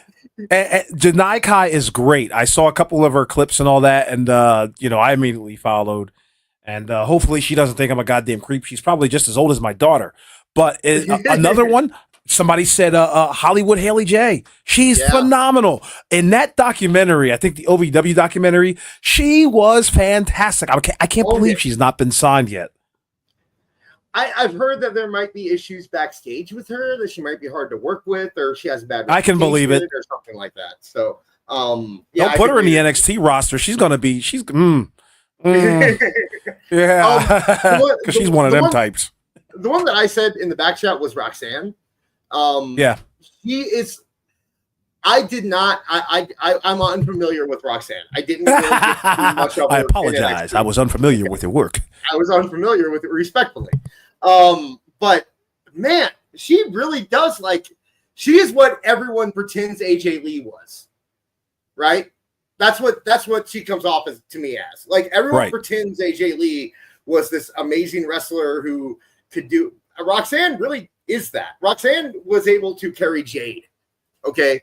Like Roxanne has something, and she made me interested in Raquel for the first time in my adult life. I'm interested in Raquel Rodriguez because of Roxanne. Actually, that's not fair. I'm probably more interested in her because of Rhea, because that match at Night of Champions was awesome. Phenomenal. I don't care who you are. That was fantastic. Phenomenal. My match of the show, personally. Jim Cornette didn't really like it because he was just like, they're bumping all over the place and using trash cans. And I was just like, so what, dude? Like, sometimes you got to go there. And as long as it's hard hitting and legit, it works. Just like Statlander and Willow Nightingale. Same formula applies. If you're going to use the table, smash that bitch through it. If you're going to use a trash can, hit her over the head hard as hell. Make it look impactful. It always looks better when you can tell that they're comfortable and it's either that they're comfortable with enough with each other to actually hit each other, or they really don't like each other. If you get one of those two extremes, you're going to have a pretty good match. And I thought that match was outstanding. But like I said, Roxanne just has a lot of the NXT. There is a big difference for me where there are women who wrestle like women. And I don't really know what it is. I can't really put my finger on it, but it's softer. You know? Yeah. Liv Morgan wrestles like a woman, but somehow it works. Because that's her gimmick. That's like she's allowed to be the one. If there were no other women that did this, it would be fine. And because we have less women that do this, I think it's okay. But there is that like softer style that we've been trained to understand women have to do. There's extra moves. They have to add the cartwheels. They have to add the little flips that don't mean anything. We're just supposed to like be okay with it for some reason. And it's like, no, this brings me to another. We're free flowing here. People deal with it. We're going to be all over the place. Have fun. No, a big one that I got that kind of got on me over the week was on SmackDown. They did that. They had someone pulled out a clip of Phoenix where Axiom was giving him a DDT, and Phoenix popped out, did a springboard out of the DDT, and went back, and they're like, "Oh, he's no selling. I thought you guys hated this no selling crap, huh?" But here it is, and it's like, no, he didn't no sell. He got out of the move, escaped the move. That post was community noted for saying such. Was it just that? Yeah, it was just like, no. He actually escapes the move. Well, they should do another one, because today I saw the exact same post about Penta last night when he did the buckle bomb, and then it went into a Canadian destroyer. Because guess what? Penta landed on his feet. He did not take a buckle bomb. He was leaning against the turnbuckle, but he did not take a buckle bomb. Is when you take a buckle bomb, you land with your weight shifted on the back, like on the upper part of your back between your shoulders, and the turnbuckle hits you there. You come down on it, and then your feet hit the ground. He landed standing straight up, leaning into the corner. That's not taking a buckle bomb. He got out of the move. Corey Graves didn't sell it, so that's probably Corey's fault a little bit. But it's the same thing. These aren't that. It is logical wrestling stuff, and it is something that they need to work on with the women in NXT specifically. Because every time I watch the women's NXT matches, they're still doing hey, let's do 3 cartwheels here. Let's do an extra flip here for no reason. And it doesn't make sense when you're trying to watch wrestling. When you don't watch wrestling for realism. I get it. We all understand wrestling isn't real. Jesse Ventura said it best, which is like, when you're watching it, you want it to be. You want it to look real. Well, you want it to be real enough that you can get lost in it, that you can give yourself over to it. Jesse Ventura had a great quote back in the day, which is like, if you expect wrestling to be real all the time, then you can't get past an Irish whip. Right? Like an Irish whip is the most ridiculous move in the world if you want wrestling to be real. So you got to get past that a little bit. But when you see people exerting themselves by doing cartwheels and flips and stuff that don't actually matter, all they do is make you more tired, and you can't fight as well because you're more fatigued. That kind of stuff gets on my nerves. And WWE, especially, like I said, NXT still has a little problem with that. Although I will say that usually by the time they get up to the main roster, most of that stuff has worn off. You still have Charlotte, though, who has to make a cartwheel. Why does Charlotte have to do so many freaking? Yes, we get it. You can do a cartwheel. That's great. Guess what? You're not Bam Bam Bigelow. Okay, when Bam Bam Bigelow did a cartwheel, it was impressive. When you do a cartwheel, it's expected. No one cares if you can do a cartwheel anymore. It's like that stuff used to bug me about China. Remember how China used to do the stupid cartwheels? It's like if anything, it's less momentum. And when you got a guy like with the elbow to the in the corner, yeah. And when you got a guy like Braun Breaker on the same show running 26 miles an hour and it all being about momentum, and then a match later you have Charlotte Flair doing an extra cartwheel to look fun. Like, I guess Charlotte Flair kind of gets away with it because it's her gimmick, but it's still it's we'll definitely go to the super chats in a second, but I got a question for you.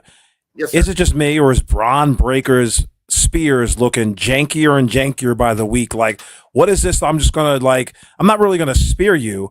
I'm just gonna wrap my arm around you and hope you fall. Let me please. I have a theory. That is him working with guys who don't want to get hurt. The higher he gets up the roster, the less he's going to be able to do to these guys. Because you got guys like, previously he was wrestling guys like Penta and Gable, and these guys who were just like, I'm happy to be here. And they're taking these huge spears and everything. Carlito. Yeah, exactly. Now you got him doing them on guys like Sammy and CM Punk. And it's like those guys are like, nah, I'm not doing that, brother. That's not going to work for me, brother. You're getting a lot of that, I think. Just guys who aren't willing to get injured as much, because you got to imagine those things actually hurt. You can't run that fast and have it not hurt and possibly injure you. I'm surprised there haven't been more injuries due to Braun Breaker. If Sammy's actually injured, it makes me wonder if it has something to do with all the spears he's been taking from Braun Breaker recently. Really? You think that's legit, by the way? The injury? I don't know. Yeah. I think a lot of it might be more of like, you can't miss me if I'm not gone. They're gonna push him he's gonna win the Rumble, right? Fuck no. I hope not. Come on now. No Trick Williams, no Obafemi, no. I mean, awful. It's in yes. It's in Saudi Arabia, and they bring back Muhammad Hassan. They've been talking. Seriously, I'd rather see him than Sami Zayn. They've been talking. Bring Matt Capani back. Like his whole story arc right now is that he's never won the title. He needs to win the title. Everyone talking about the title. He's winning that Royal Rumble. It's going to be him and Seth, main event at WrestleMania. Watch. Ew! Mark it down. Don't ask me to do the show that day. If it's Seth and fucking Sami Zayn at WrestleMania, I'm calling off that day. That's what it's going to be. It's going to be. Mm-hmm. And then the big reveal after WrestleMania is going to be Braun Breaker going on his own without, with Paul Heyman. That's what this is leading to, and I'm glad they finally just kind of said it last night, where like. Every time Braun Breaker was on TV, Paul Heyman was with him. And Braun Breaker talked 3 times last night, which I think is more than he's talked ever in the history of WWE. He talked 3 times last night. Clearly, and he flat out said, when they brought me into this group, they told me that this group was being built to make me a star, to make me the biggest star in WWE. And that's what that is facts. That's that's the end game here. Is Braun Breaker. This whole thing is about Braun Breaker. It has nothing to do with Seth and Bronson Reed. It's all about getting Braun Breaker to the point where he's just and you have to. I'm sorry. I think you have to put him in some kind of stable or something, because if you don't, the crowd's going to get so much behind him that you don't have a choice but to do it. This is their way of saying, we need longer. We need more time to get him to where he needs to be, because there have been so many guys who have gotten that big and then just become Ryback. People forget how over Ryback was.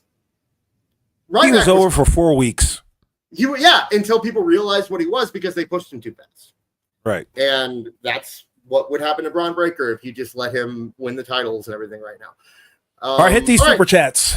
Let's go. $1 con. I said it right. Christ. $5. I said it right the first time. Awful. You need little people wrestling to give you a laugh. Isn't the Young Bucks enough? A cock-a-doodle-doo. Hell no.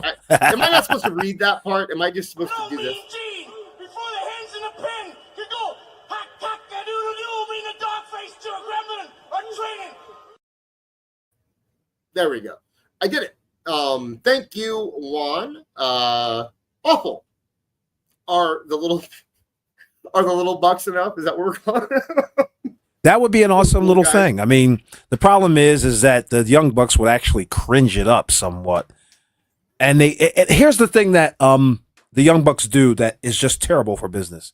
They always break the fourth wall. So, like, if they were to actually have legitimate midgets coming down the aisle with them, they would scream from the rooftops, "Look, guys, we've got midgets.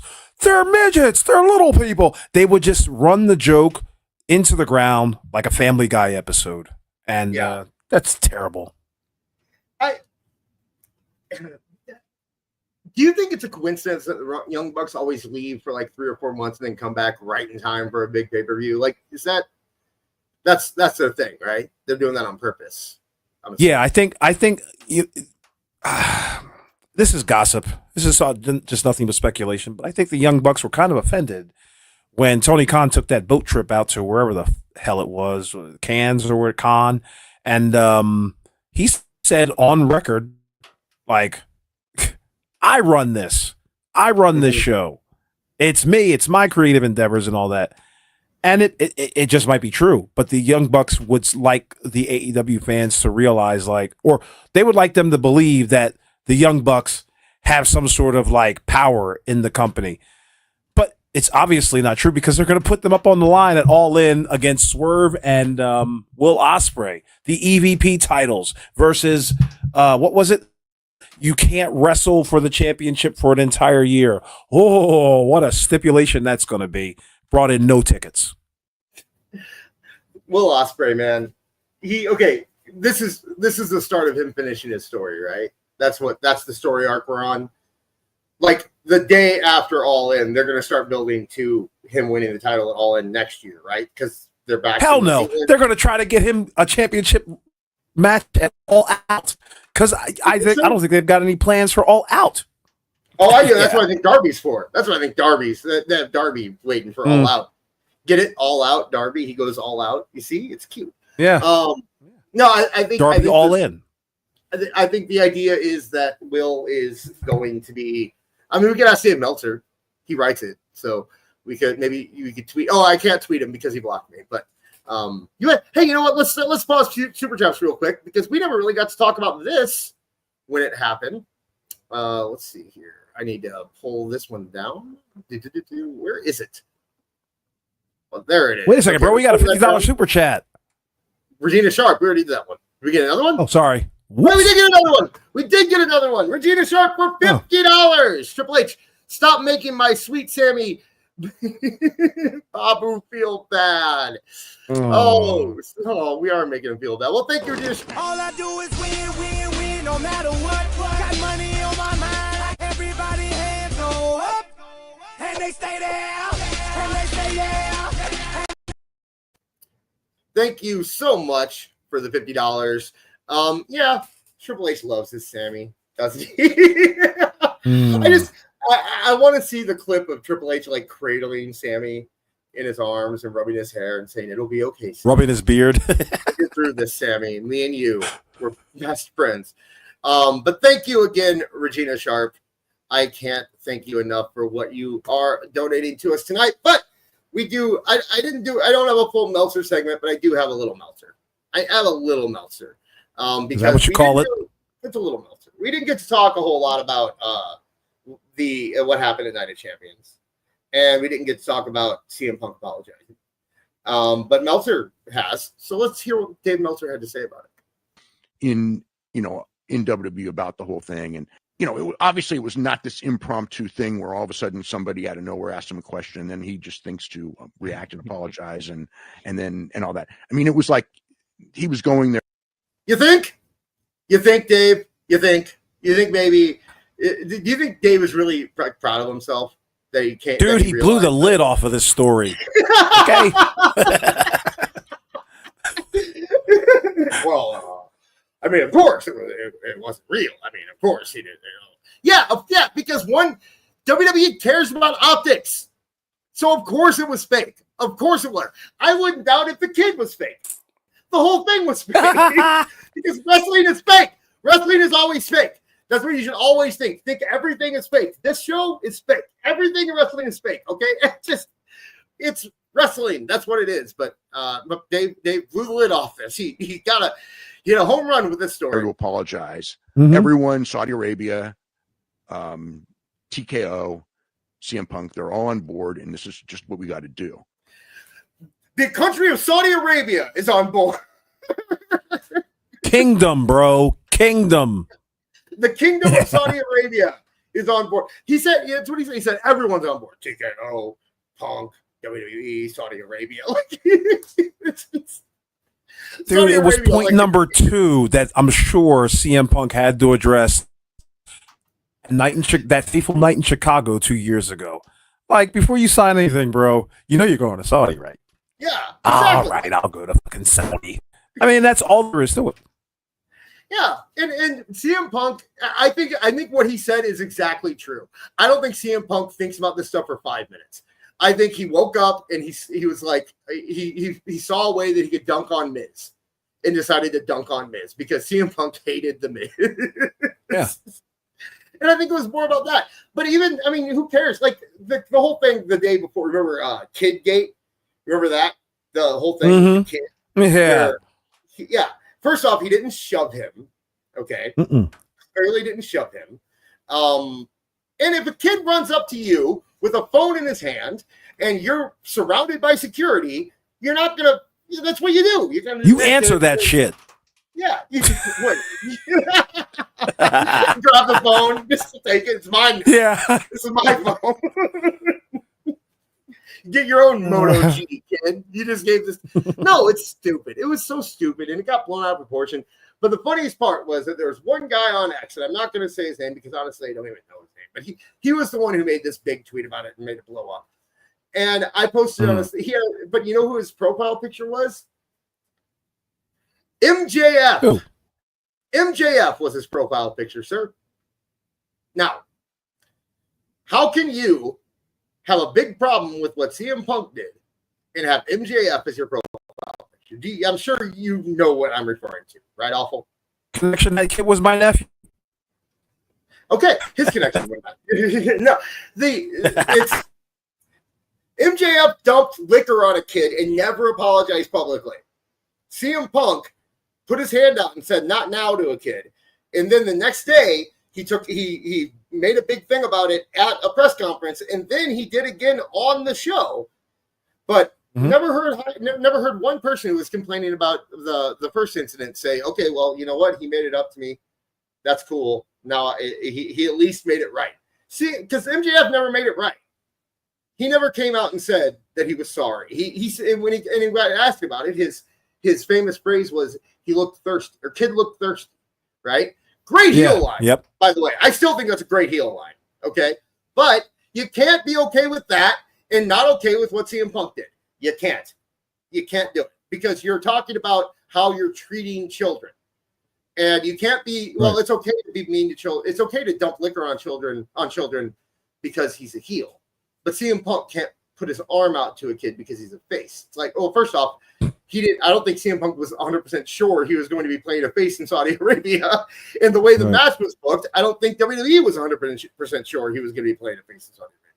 But anyway, I digress. Let's hear from Dave. Yeah, I mean, you could argue that maybe they shouldn't have done it. Maybe, it makes him look bad by doing it. They thought it makes him look good. They thought that was the right thing to do.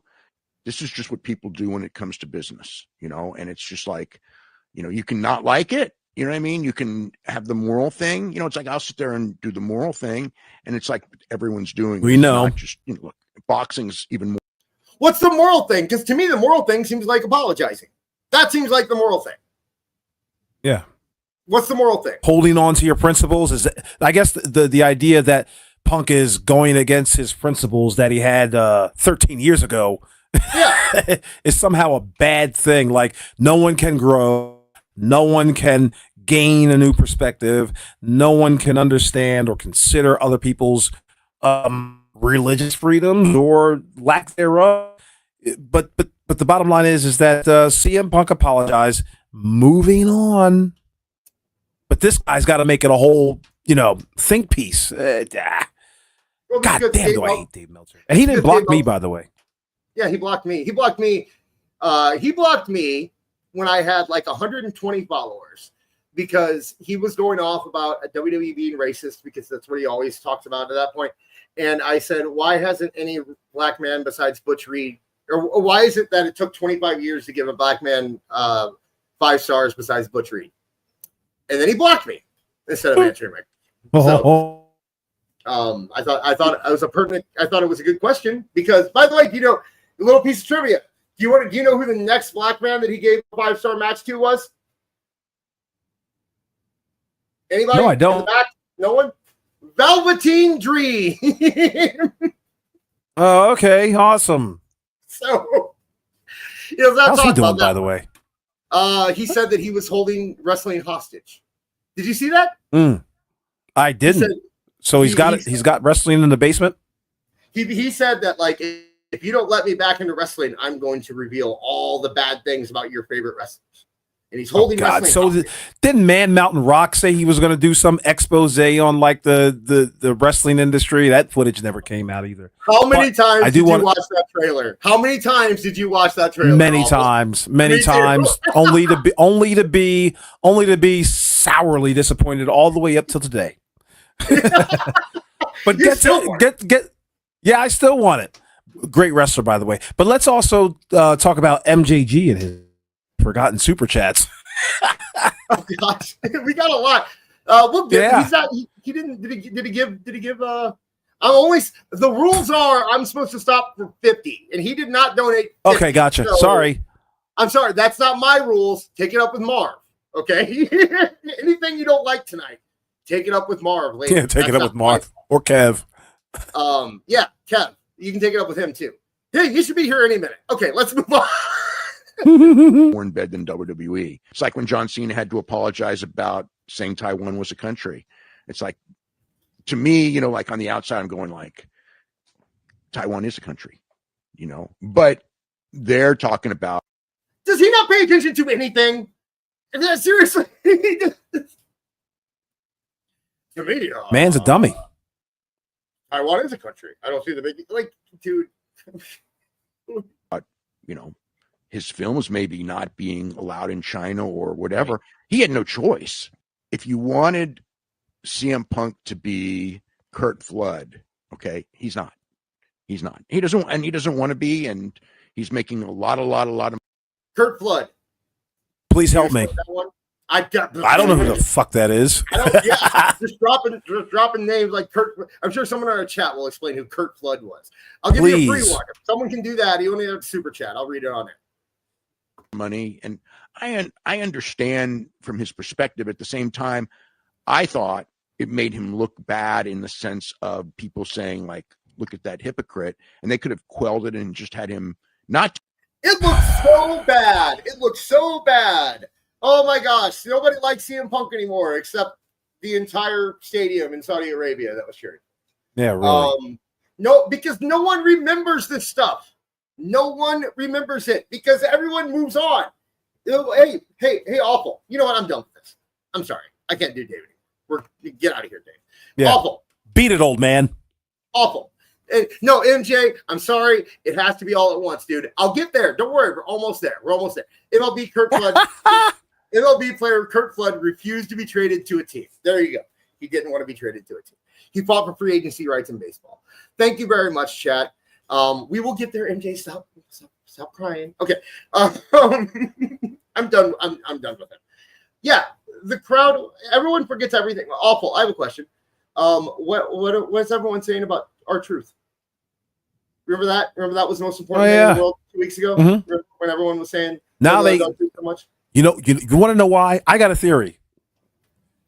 Racism alert. It's because R-Truth is starting to look like that dude in the inner city that you don't like. Okay? He's not affable. He's starting to look like a guy robbed 12 years ago. You know what I mean? Okay. Let's say he looks like the guy that stands outside the gas station and asks you for $2 every time you see him. If it was true, if that whole thing with Truth was true and it wasn't a storyline, right? Which is it might be true. If that's true, okay. Maybe WWE goes, wow, you want to be what? You want to be Ron Killings and you want to shave your head and you want to be a serious character? You can. We'll pay you $100,000 a year for you to do that. Right. And then R-Truth went on Twitter and said he's leaving, or said they're not re-signing him. Maybe this is the reason that they weren't interested in re-signing R-Truth or didn't want to pay him the same amount of money. Maybe it's because R-Truth wanted to be this, and WWE knew that this is not what the fans want to see, and now we're finding out that WWE was correct, that this is not what the fans want to see. This kind of gimmick worked in 2002 and 2003 when he was in TNA. And the reason it worked was because R-Truth was in his late 20s back then. He was probably mid-30s. Yeah, he was a young man. And he was full of piss and vinegar. And he had been held down. And he had a purpose. And he had reason. And it felt real. It does not feel real anymore. We're looking at a 52, 54-year-old man who is trying to get a rap career going, who is not yes, R-Truth is in fantastic shape for his age. And yes, he is a great athlete. But you're not the same person when you're 52 or 54 that you were when you were 25 or 30. You just aren't. And you can't perform that way. And to do this kind of gimmick, you have to be able to perform at that level. And R-Truth can no longer perform at that level. So when you have him going out there and he does the same, I mean, he's doing the same moves he did when he was a face. He's doing like, not a face, the other character, because he's still a face, I guess. But it's like, It's just, I think R-Truth has other things that he wants to do. And I think that maybe it was time to just let him go, because the IWC does not care anymore. The crowd does not care anymore. They have moved on. This clearly wasn't as, and on top of that, if you want to get mad at WWE, if you're not using him, this is a guy that apparently they were getting ready to cut. So clearly they didn't have long-term plans for him. So now they got to find something else to do with it, right? So it's such a weird situation, but people act like something's the most important thing in the world one week, and then they stop caring about it the next. And it happened with CM Punk. It happened with R-Truth. This week it's Evolution. Next week it'll be something else. It's always, it's the news cycle. That's the way all of this stuff works. And any questions? Yeah, dude. Anybody? his swan song should have been that Saturday night's main event where he dressed up like Cena.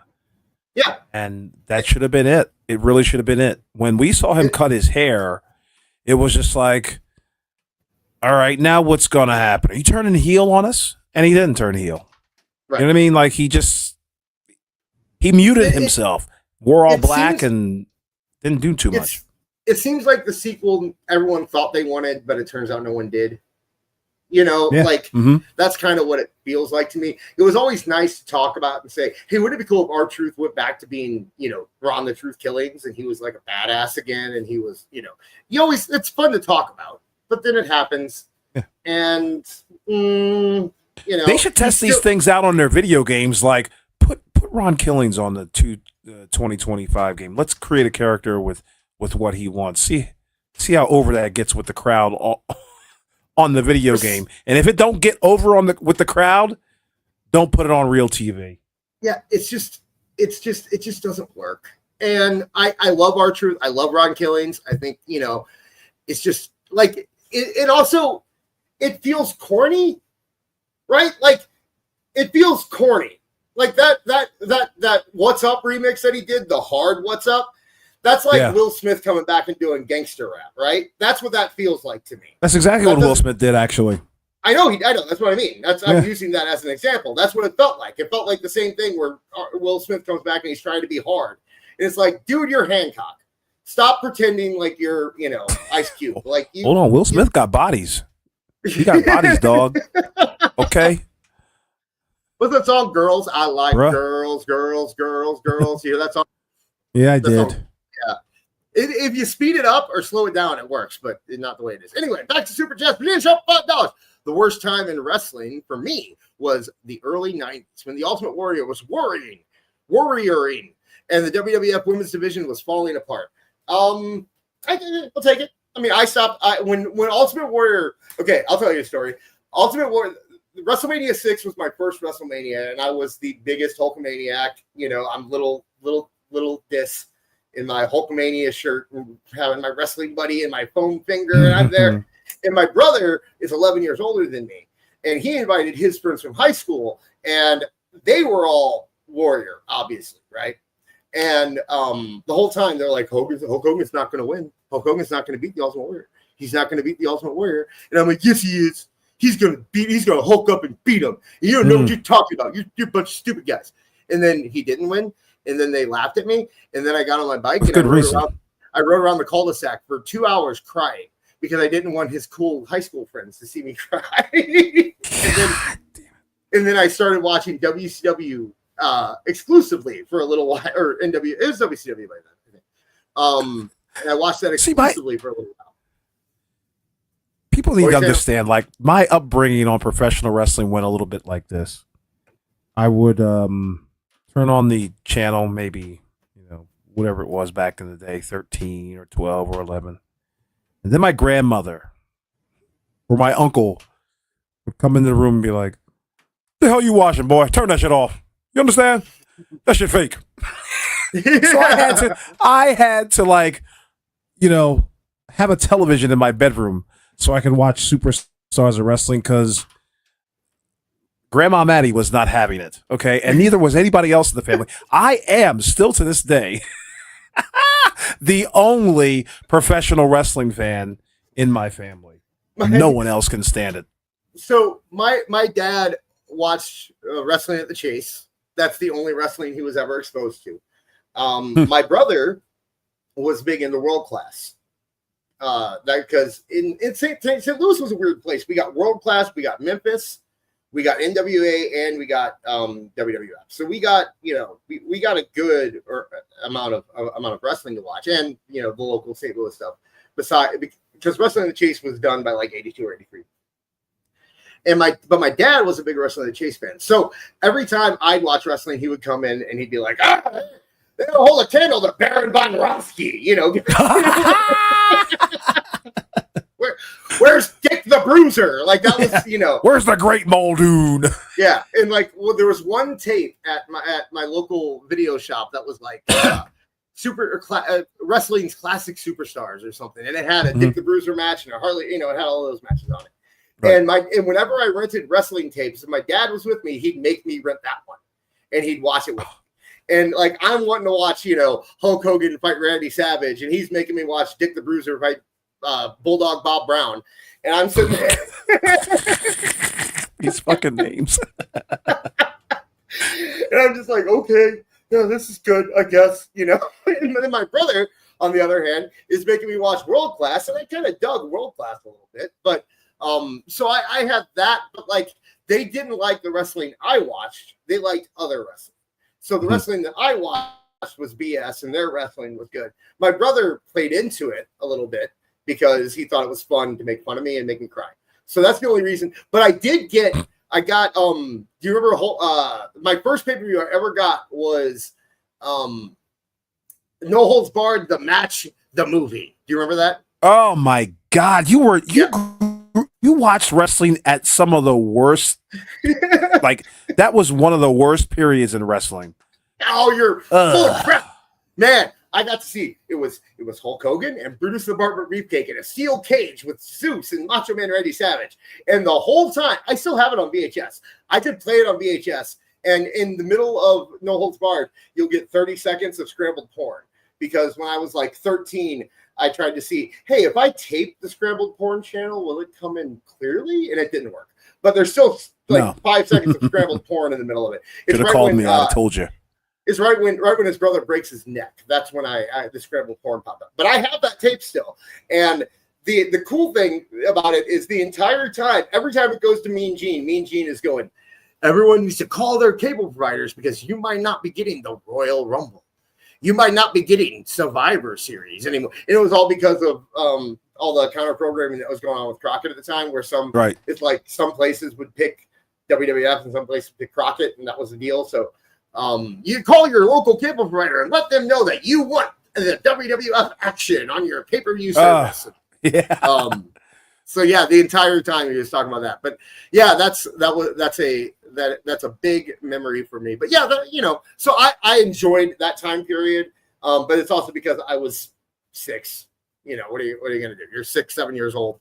It's the coolest thing in the world. And Hogan was in Rocky. That's really all that mattered to me.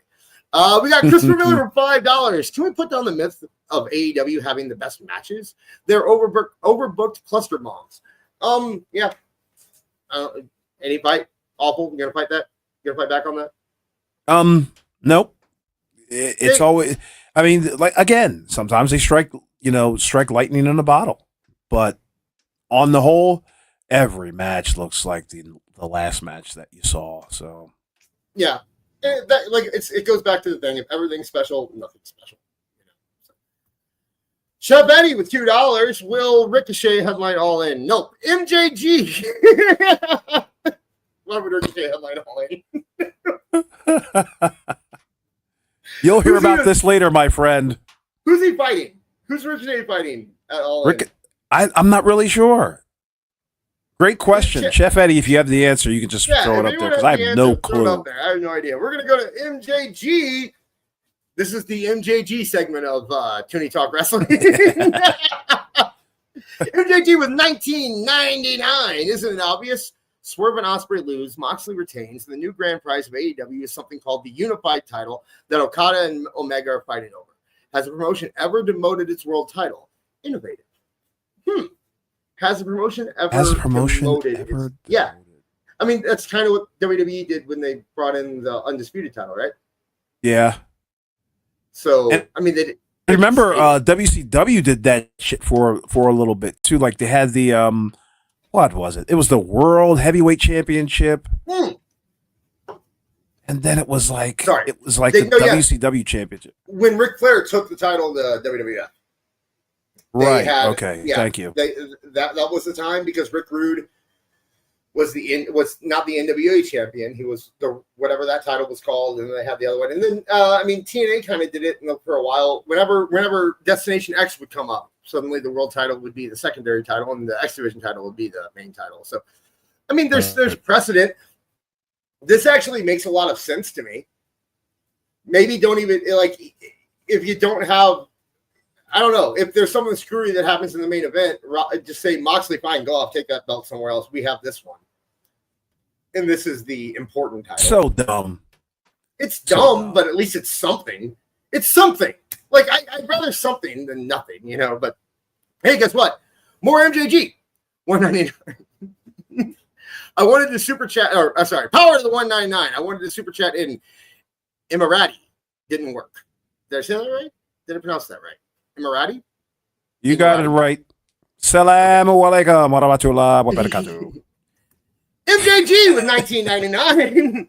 Biggest week of the year, and AEW already preempted its own show to avoid Saturday night's main event. MJF contradicting the boss to the press, and they care so much about Monet creative control jokes, somebody wasted time on that as a question. So yeah, did you see that thing where MJF said that they, the top guys do have creative control, and then Tony went out. He's like, nobody has creative control. And yeah, what'd you say? This is why you have meetings. This is why you have media meetings with bullet points. Media training. Tony is so feckless. It's hilarious. Yeah. It would be funny if we got a 50 right now and I had to interrupt MJ. He'll be the one giving the $50. God damn it. True. MJG for $4.99. Sicko Files confirm AEW is for freaks and geeks. Imagine crashing the AEW sponsored after party where they'll be airing Saturday night's main event. That is very, very interesting. Like you're trying to party with Swerve, Strickland, and Mortis. You see Cody Rhodes on your television screen. They destroyed Mortis. Did you see? They destroyed him. And I love I think people took my line about him being intimidating to mean that I actually was intimidated by him, and that's not what I meant. I meant that he's the only guy that looks like he's one of the only guys in AEW that looks like a wrestler. And what do you do with him? You have him doing TikTok dances with Mercedes Moné. And he's hoping to God that they don't go viral. Oh yeah. All right, I'll do it for the pussy, but hopefully it won't, hopefully this won't go nowhere. MJG with $4.99. If we hit the super chat goal, who finishes who? Or is that over on JD from New York show? Okay, I'm out. I better move up the rankings. Yeah, they rank our chatters now in the on YouTube. I don't know if you saw that, but people get a crown. What? Yeah, isn't it crazy? Did you know? Awful. I have it on good authority that JD from New York steals things from people. Did you know that? Are you? Yes. Yes. I love when people bring it up. Every once in a while, somebody's like, "Oh man, did you see JD stole this?" I'm like, "Yeah, that's what he does. That's all he does. He's fake." I wish I had the evidence, because every so often, I see the evidence and I care for about 15, 20 seconds, and then I just don't care. And it's just like, that motherfucker, that little midget blocked me. That Smurf blocked me. And then Like every 3 months, he'll take one of my tweets. He will take one of my tweets. And it is sickening. Yeah, he stole my idea for a show, blatantly. And then I even talked to him about it. And I was like, dude, it's cool. Let's just share data here. You know, like I got hundreds of responses in mine. You got hundreds of responses in yours. It's no big deal, man. But I said something like, it'd be cool if you called it out on your show or something. That'd be cool. But, you know, it's not a big deal. Let's just share the data. And he was like, I didn't steal it. People always tell me I steal it. I didn't steal nothing. So I just blocked him. I was like, I'm not dealing with that crap. But he steals from Mole a lot too. And then he'll see something Mole posted and then he'll act like he knew it, that he has inside sources when he's just reading off Mole's account, you know. A lot of people doing that recently, actually. What do you guys think? Should we have our mouths into the microphone like JD does and scream, hoot, and holler for like 2.5 hours? It seems a lot of times when we talk, we get lumped in with JD a lot, and I'm not a big fan of being lumped in with JD. I understand to a lot of people, we're just, you know, guys on a podcast, and that's cool. And I'm happy if you listen to us and listen to him, and you get enjoyment out of both. Love that. Right. But personally, and let's face it, man, he's been doing this for a long time. He does have the gift of gab. You know, I'm sure if we've been doing it for 10 goddamn years, we'd be, first off, we wouldn't say we, you know what I mean? We wouldn't be stuttering bastards. So, you know, kudos to him and all of them. This is the biggest thing that I do want to mention. Like, we don't have a fucking problem with any of these podcast networks or anything like that. For some stupid reason, they have a problem with us. Yeah, I mean, there are ones that I'm definitely not a fan of, and but the main ones that I have a problem with are like Meltzer, you know, like, but everyone has a problem with Meltzer. I mean, there's a few out there that I think the guys that like do the Discord stuff, I'm not a big fan of. I'll say, right? You know what I'm talking about? The guys who you know, make up fake stories and try to sell them on Discord. Not a fan of that. Yeah. Shout out Ibu and King XAO or whatever the fuck. They damn right, because I'm direct. But so not a big fan of that. I'm also not a big fan of any of them that get involved in like hey, let's post somebody's picture on the internet. Let's reveal people's last names, and you know, you have a life outside of the internet. I showed them. Like, come on, dude, you're being silly. Give me 20 seconds, just 20 seconds, because I got something to say. I just need 20 seconds. Probably wasted 5 seconds just sitting up.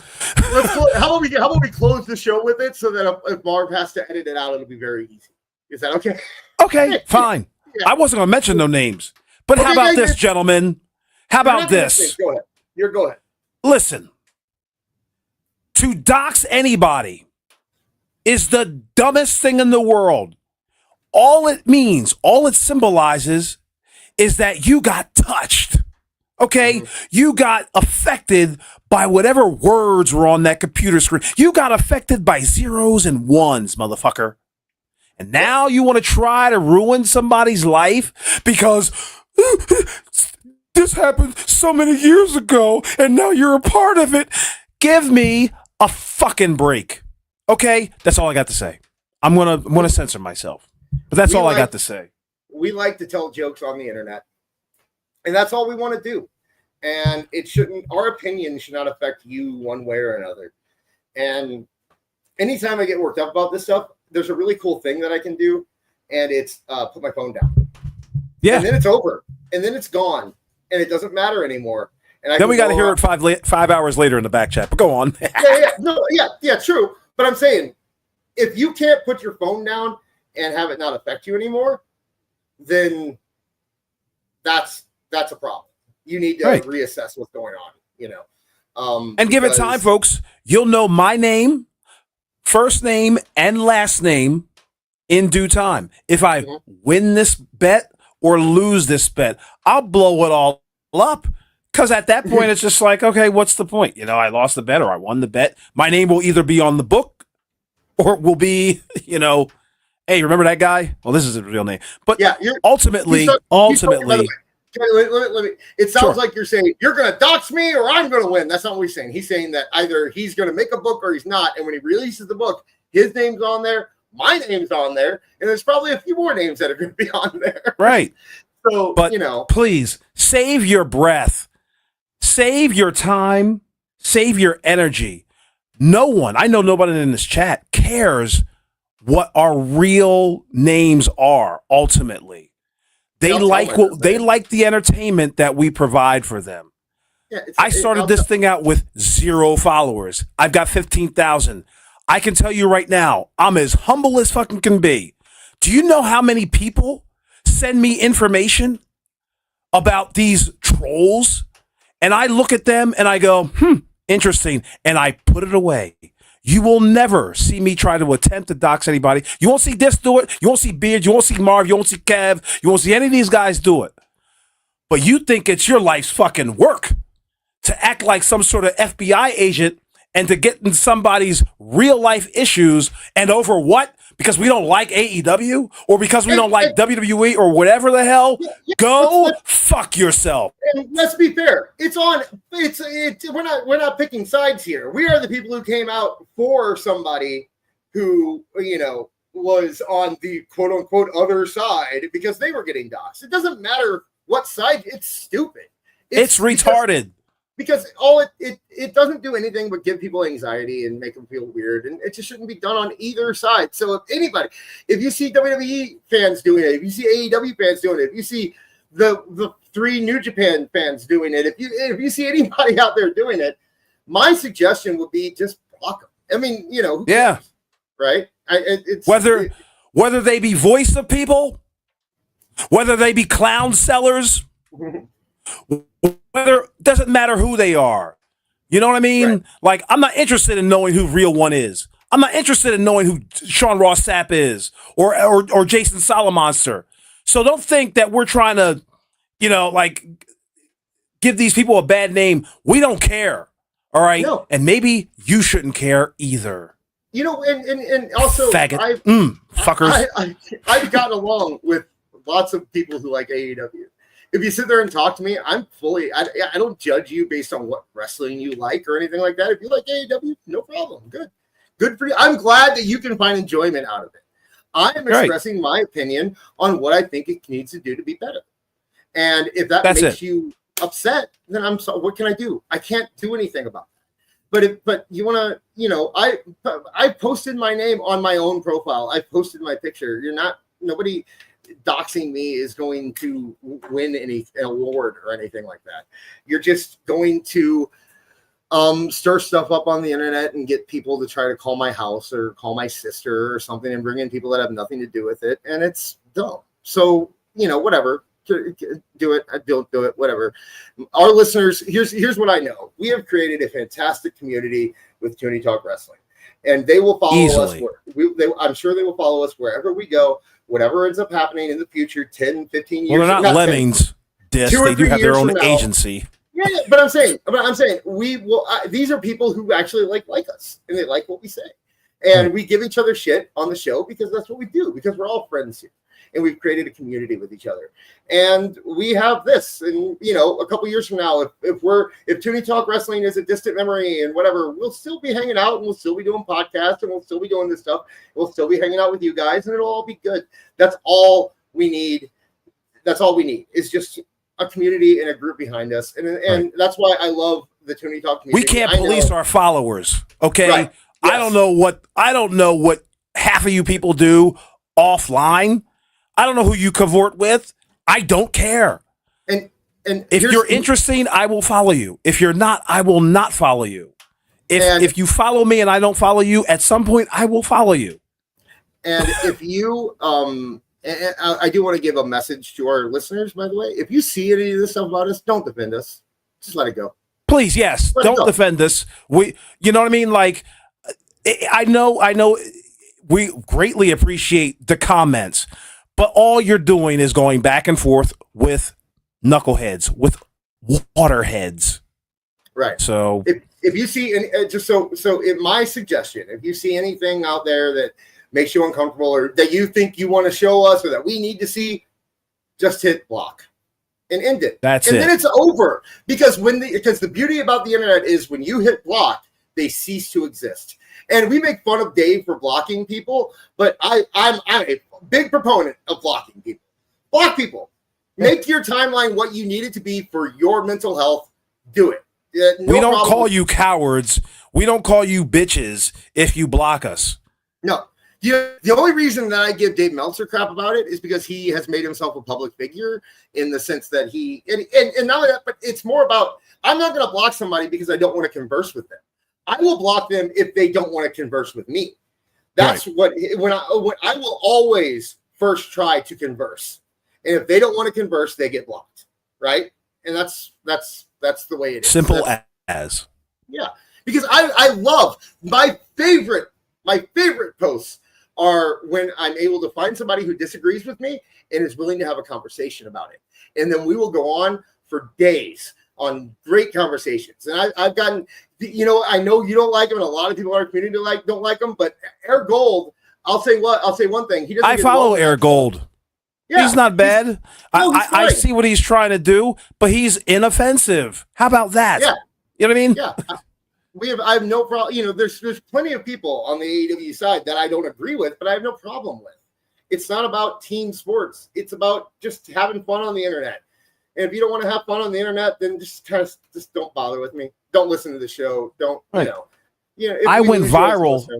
I went viral last week with the Hangman Adam Page clotheslining Marina Shafir.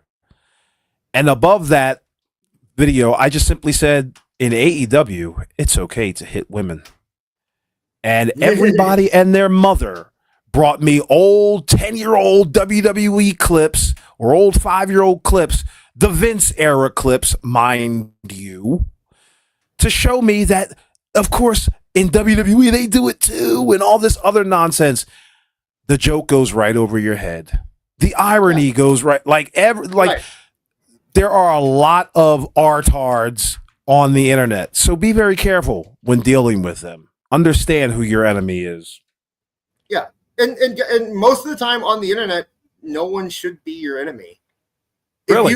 If in my opinion, if you are that deep into the internet where you consider a screen name your enemy, then, maybe it's time to take a step back, reassess things a little bit, because we're just screen names on nothing. Nothing we agreed, say Erica M. Agreed. Nothing we say. We like to pretend that we're more important than we are. Nothing we say is going to change anything, and we know that. Okay, I understand that nothing that I say means anything in the long run. I'm just telling jokes and pointing out things to people who are interested in my thoughts. If you're not interested in my thoughts, block me. I don't care. I have. I'm not even up to like 5,000 followers yet. Honestly, I kind of stopped carrying at like 4. But if I get more, I get more. If I don't, I don't. But what I can say is that I pretty much stand by everything I post on my account, whether it be because I think it's funny or because I think it's a good point. I stand by everything I say here because I think that either it's funny, and if it's wrong, which it happens, yes, I'm wrong sometimes. I don't care that I'm wrong on the internet. Oh my gosh, because fact checking ruins podcasts. The worst podcast in the world are the ones where somebody says something wrong and they spend 15 minutes trying to figure out the right thing, right? That's the worst. Right. Those are the worst podcasts in the world. The good podcasts are the ones that will just say bullshit and just say things and just say whatever because it's entertaining, because that's what we're here to do. We're here to entertain you. We're not here to inform you of things, right? So, hell no, we're here to make you laugh, get your mind off of something for a couple hours. And hell no, we're not Opie and Anthony or Howard Stern or any of these, big timers. But I think we have a nice chemistry together, and I think the dynamic works, and that's why we've been doing it for almost a year and a half. I mean, and trust me, my friends, I appreciate each and every one of you guys going on here. I mean, 2 years ago, I wasn't on this thing. You know what I mean, 2 years ago, this wasn't on this. These are great opportunities for us.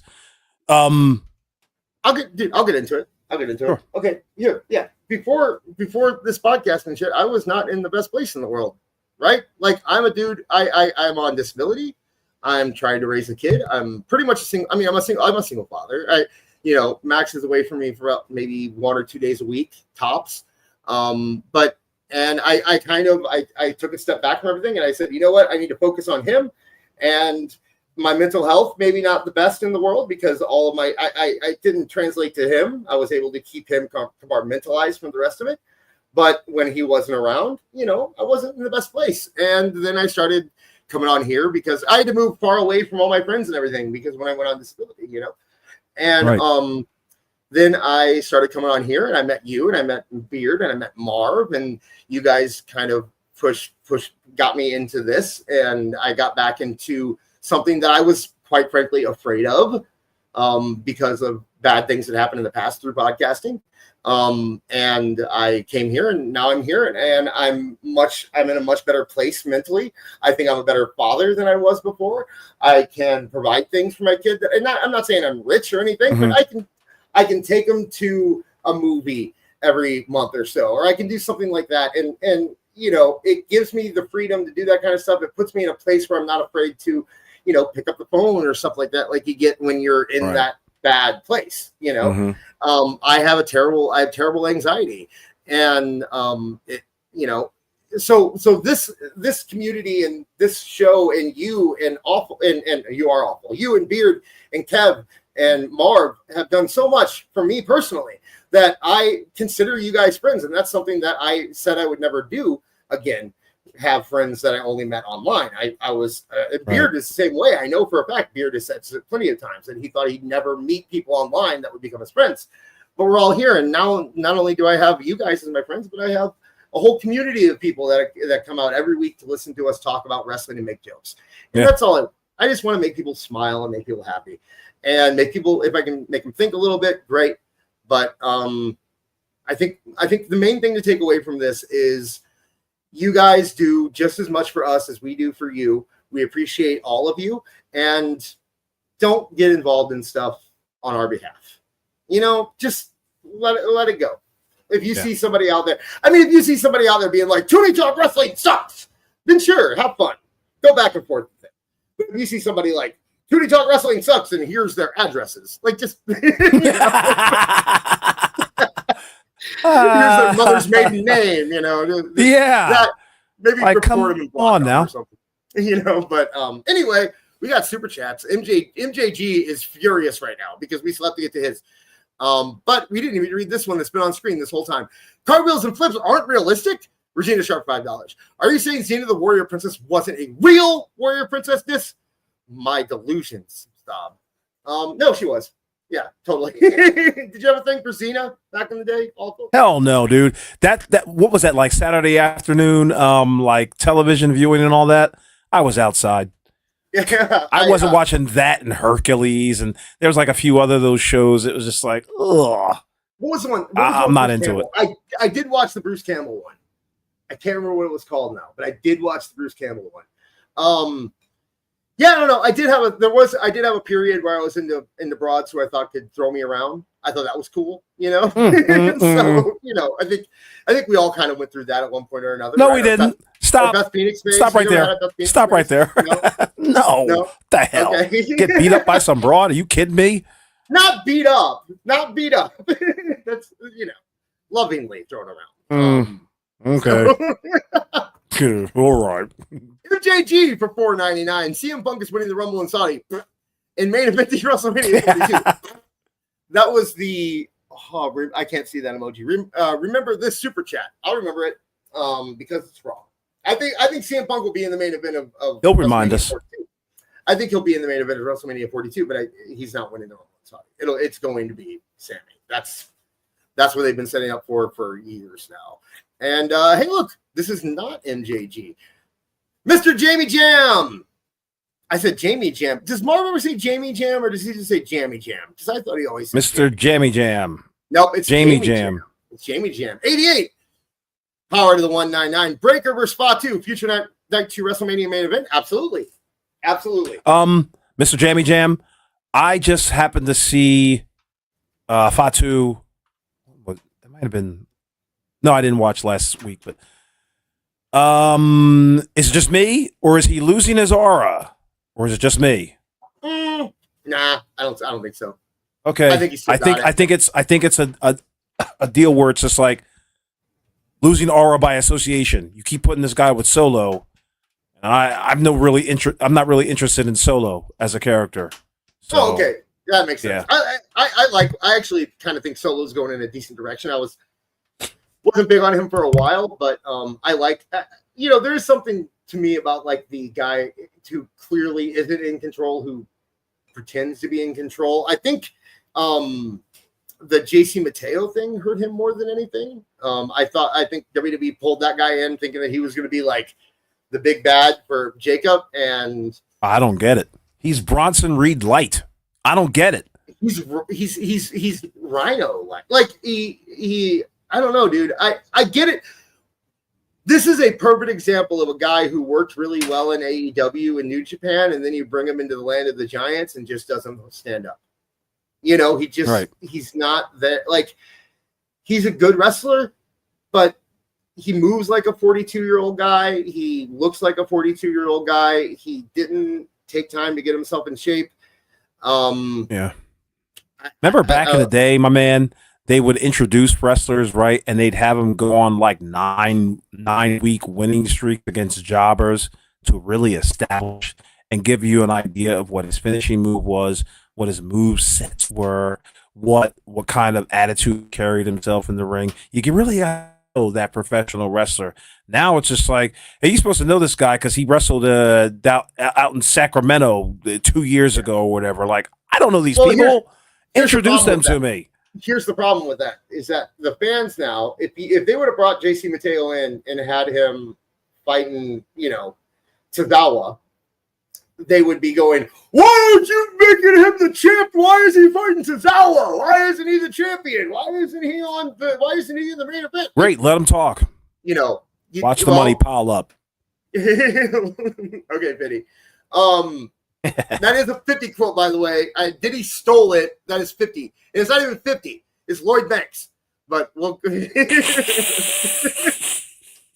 all right, you're into the cookout now. Go ahead. They both stole it from. Actually, 50 didn't steal it. He credited him, and then Diddy didn't credit. Anyway, yeah, I can see where it doesn't work in today's environment because enough of the IWC bleeds into the crowd that you would get a bad reaction if he was. I mean, look what happened when Rusev. They did that with Rusev, and people were complaining, and he wasn't getting a reaction. Rusev didn't get a reaction until he started fighting Sheamus. Like, you kind of have to throw these guys in, unfortunately, and I don't know. That's what NXT is supposed to be for. But you can't very well take 42. Imagine what would have happened if they would have taken 42-year-old Jeff Cobb and putting him in NXT. You know what would have happened? He would have never made it to the main roster. Ever. But he could have did well in NXT. You would have gotten to know who he was. Yeah, I don't know. I look what happened with Tala Tonga, where they put him. They actually made him work in the PC and do dark matches beforehand, and people were like, "I can't believe it! What are you doing to Hakula or whatever?" Stupid. Yeah. Anyway, yes, Breaker versus Batu. That's actually something that Max said, by the way. He said that right after when Batu really started picking up steam. He said, "Do you think we'd ever see Braun Breaker versus Jacob Fatu in main event WrestleMania?" And I said, "Hell yeah, man! They're both young. They both got it. I think even if Fatu's losing a little bit right now, he'll get it back. He's good enough that he'll get it back. You can't hide that kind of talent." MJG makes his return for $1. Power to the 199. This is because I said he didn't pay enough. $47. This ain't no AEW pay-per-view. Do I get my $10 back? No. You don't. Sorry, no refunds. But yeah, we got to it. I told you we'd get to it. And he's back. MJG for Power of the 199. I should have known Tony wasn't innovative. Yeah. I don't. What are we talking about? Anyway, Wasp 17B for $2. What? Your name isn't awful in this? No way. I think your name is awful. Correct. That is. I mean, it's not spelled the Whenever same. my It's just whenever my wife gets mad at me, I'm awful. Yeah. No. Yeah. You're. Yeah. When you were born, you popped out, and your mom goes, "Is it a boy or a girl?" And the doctor said, "It's awful." So that's how. Yeah. That's how awful got his name. And then he added the E for branding. But yeah, there we go. That is. Oh wait. Do we get another one? Nope. That is all our super chats for right now. We are 2 hours and 40 minutes into the show. Let's see if you guys can get us some more super chats. We'll keep going. I do have another little thing to talk about. Or you know what? Should we do? Let's talk about it. Should we do the promo? Let's do it all. Damn it! Let's expend our resources. Okay, 4 hour fucking show tonight. This is we haven't been able to do these a lot because Yahoo. Dude, did I just call YouTube Yahoo? You did. You old boomer. Awesome. So Yahoo has been keeping us down. Richard, the Monet Mag is not discontinued. It is monthly. They only do it monthly. So that's what. Oh, thank God. Before we do this, let me give a big shout out to our replay crew, and yeah, we'll do the super chat here. Whatever happened to "This Is Awful" from Dags for $5 Australian? I can listen to you blokes chat forever. Love the show. Replay crew. It's all we'll get there. I'm sure. We have fun. Me and Awful have fun together. And people let me be transparent. I personally have to get my YouTube channel up to like a certain degree of what is it? I gotta have so many hours done in order for me to do some sort of like live podcast. And that's what we're essentially waiting for.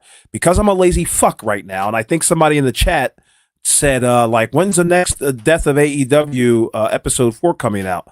It will be coming out. Well, that's another story. But yes, when it comes out, I will be super satisfied with it. And when This Is Awful, the show comes out, or the podcast, whether it be recorded or live, all these things will be coming out. It's just a matter of life getting in the way for some of us. And, we know you're patient people. Some of you are patients. There's life. And, there's also things like we would probably, if we were doing our own podcast, we'd probably want to invest in better equipment. And it's hard. Yeah, dude, we both of us suck as far as the mics. Yeah, like we need better equipment, we need better computers, that kind of thing. And it's hard to when this isn't a full-time job for you, it's hard to invest that kind of money into when you're unsure about how successful it's going to be. So we kind of just have to figure out where we are, and we'll get there. Like I said, if you want to, Matt, you're not a mark. You're not a mark. Keep letting us know. But the replay crew. What I was going to say is I'm going to do something fun this week. So starting tomorrow, and maybe starting tonight, we'll see. I'm going to put up a classic episode that's never been turned into audio from Toonie Talk Wrestling every day leading into our All In marathon this weekend. So you will have 4 new episodes, plus this one will go up on Friday. So if you are listening to us on Spotify or anything, make sure you come to youtube.com/Toon Wrestling every Tuesday, 8 p.m. Eastern, 7 p.m. Central Time, and check us out live. And if you are here live, you can listen to the show again by looking us up on Spotify, something like that. We're not plugging in the show. Don't leave. We are just saying that. I just wanted to get that in there because I know a lot of you keep running out when we start doing the plugs. So just to let you know, if you are interested in listening to us in the car, you will get, we lost 4 people because I plugged something. If you are interested in listening to us in the car, you will get 4 new shows this week to do. So anyway, let's take this off and then we will get headed. We will start on this video. This is one, by the way, that our good friend Beard has tried to get on for weeks and we just haven't really had time to get to it. I'm going to let you comment on a lot of it, Awful, because this is from WCW, not that WCW. This is from Women's Champion. Women's Champion. Yeah. Yes. So that's the WCW this is from. We have been having trouble with Yahoo. They've been demonetizing us a lot. So, but this one should not be demonetized. Here we go. All you losers out there, shut up and pay attention because I got a lot to talk about. But first, I want to say to all the Look at women that out penis there, hairdo. stop Like, First that's thing the that- first thing that sticks out to me. Have you ever seen this promo before? I have many times before. And if you haven't seen it and you're a pearl clutcher, you might want to break out now. The first time I ever saw this promo was from Phony Shivani. Somebody posted it to him, and he goes, "Oh, a young Shawn Michaels." And I don't know why. Cracked you up. that got me. Phony, he's a good follow. If you want a good follow on X, follow Phony Shivani at Button Seat 69. One of my favorite accounts. Oh, second only to Beard in terms of parody accounts. Brian, stop worrying. The prince has recovered. I'm still looking good. I'm still pretty, baby. Stop right there. It's that pause right there that I was just like, I've got to see more, because he's everything but pretty, first and foremost. I'll tell you what, though, he's man. working it. I'll tell you what, he's got more charisma than most of the AEW roster and about half of the NXT roster. So this guy, you'll find that out in the next 90 seconds. Yeah, there's a reason that, Now, as far as those individuals responsible, Boogaloo Brown, you're nothing but a little jive talking spider monkey running around. I can't even tell you if that makes the racial radar. A spider monkey? I've heard of porch monkey. I've heard of monkey, but spider monkey? Like, I don't know. Go on. Mad at the world because President Boda won't give your idiot race South Africa. Why don't you grow up, Brown, and do something you're qualified for, like shining shoes? Okay, so that's not questionable. Oh, no. Jesus.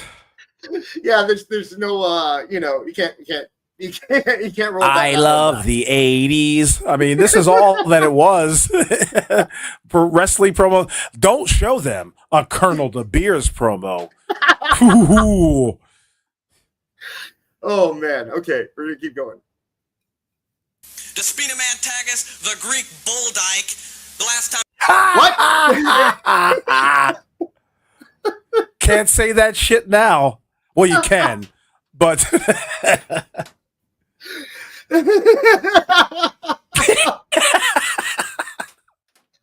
I'm sorry. He let it all hang out in this promo. Because he's also not wearing pants. She was with the man, she was one. As far as I'm concerned, you got a she freak over here. You got some idiot over here who thinks he's Desmond Tutu from Harlan, and together these two psychos viciously and without any reason attack me. They split my head open. They attack my bodyguard. They attack my number one lady, Charlie Haynes. And does the WCW do a damn thing? The WCW. Yeah. Awesome. Listen, this is every douchebag sixth grader that you have in your class. There's always one of these types, like pretend tough guy, cherub face, shitty haircut, and thinks that like he's an attention seeker, and it's just great. Keep going. that haircut, by the way, it's back. That haircut is back. Who's wearing it? Beard? I mean, he's Canadian. It never went away in Canada. So. Thing about it? Hell no. They pat him on the back, tell him they did good. He's got Marv on the top of his head. The audacity to ban my bodyguard. What the hell is the conspiracy all about? Is it because we're so much better looking than all these bimbos out there? But you know, it really doesn't matter, because I'll tell you why.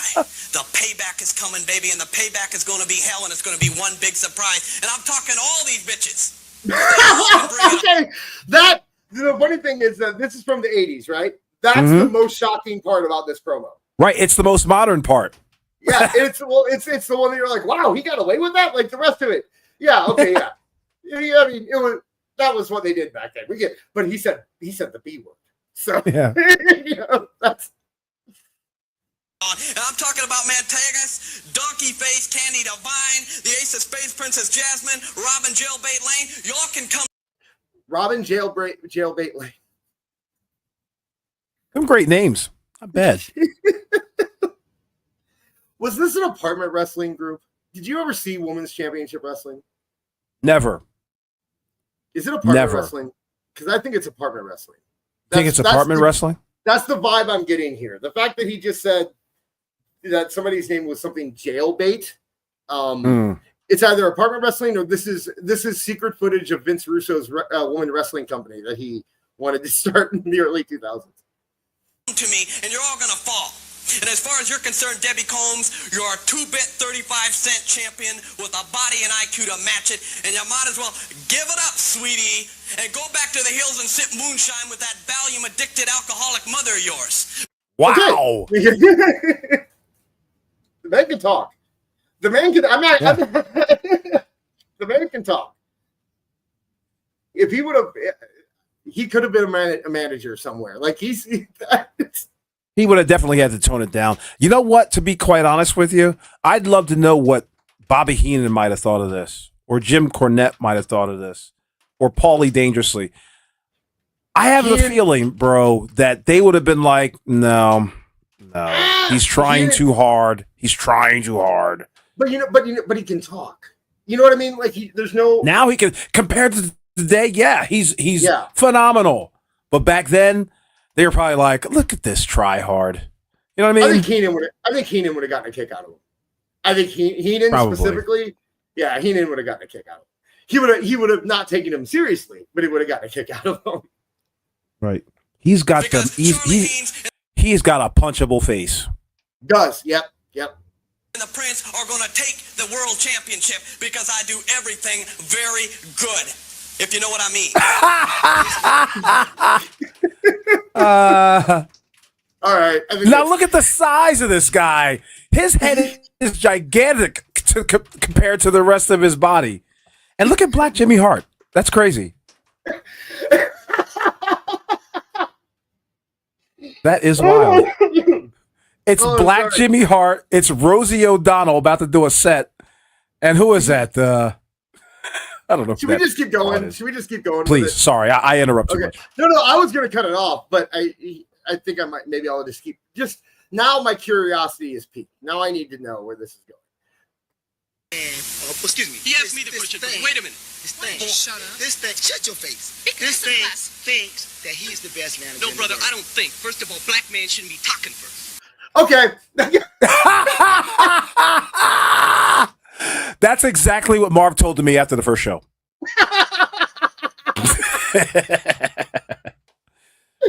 Yeah. You guys want to know where Counselor went? There you go. That's the first thing. You got to be sitting in the back of some line. Okay. Right. Stop. I have claimed openly I've done more in the business than professional wrestling. It's obvious the sexiest combination. People come say, Prince, you're better looking than my wife. And I say, yes. Sex. This is not Falcon Crest. This is wrestling. We ain't about no sex, baby. We're here to win. A beard. No, he gave me the Hulk Hogan pirate, to be fair. Disgusting. And you are disgusting. You can see She doesn't even deserve to be in the ring with me. This is no class. the Greek Is that Prince Nana? Is that what? No way. No. Prince Nana was probably in the Congo back then. His mannerisms remind me a lot of the AEW, like where it's like, look at him over there. It's like when somebody doesn't really know how to cut a promo, they just fill it up with like, look at that, look over there. You know, they try to like that. See that? It ain't cool being no jive turkey. So close to Thanksgiving. You should have been a manager. I tried. Oh my gosh, look. How about that? Wow. Great minds. That just popped up right after I said it, so I'm assuming you got to my thing right after that. Prince Nana and Paula. What'd you say? I said Prince Nana, Paula Poundstone. Nyla Rose. She looks like she does look like she's a mix between like Sherry and Paula Poundstone, right? Like she's got she's got kind of the mullet thing going on like Sherry did. Disgusting creature! Leave him alone! Come fight me, you horrible creature! He's such a faggot. I don't understand. What? How? Where did this air? Who put this on TV? I think Awful's dead, so we're gonna get going. No, I'm here. I'm here. Okay. You heard that, right? Nope, you're dead. You're dead. Am I dead?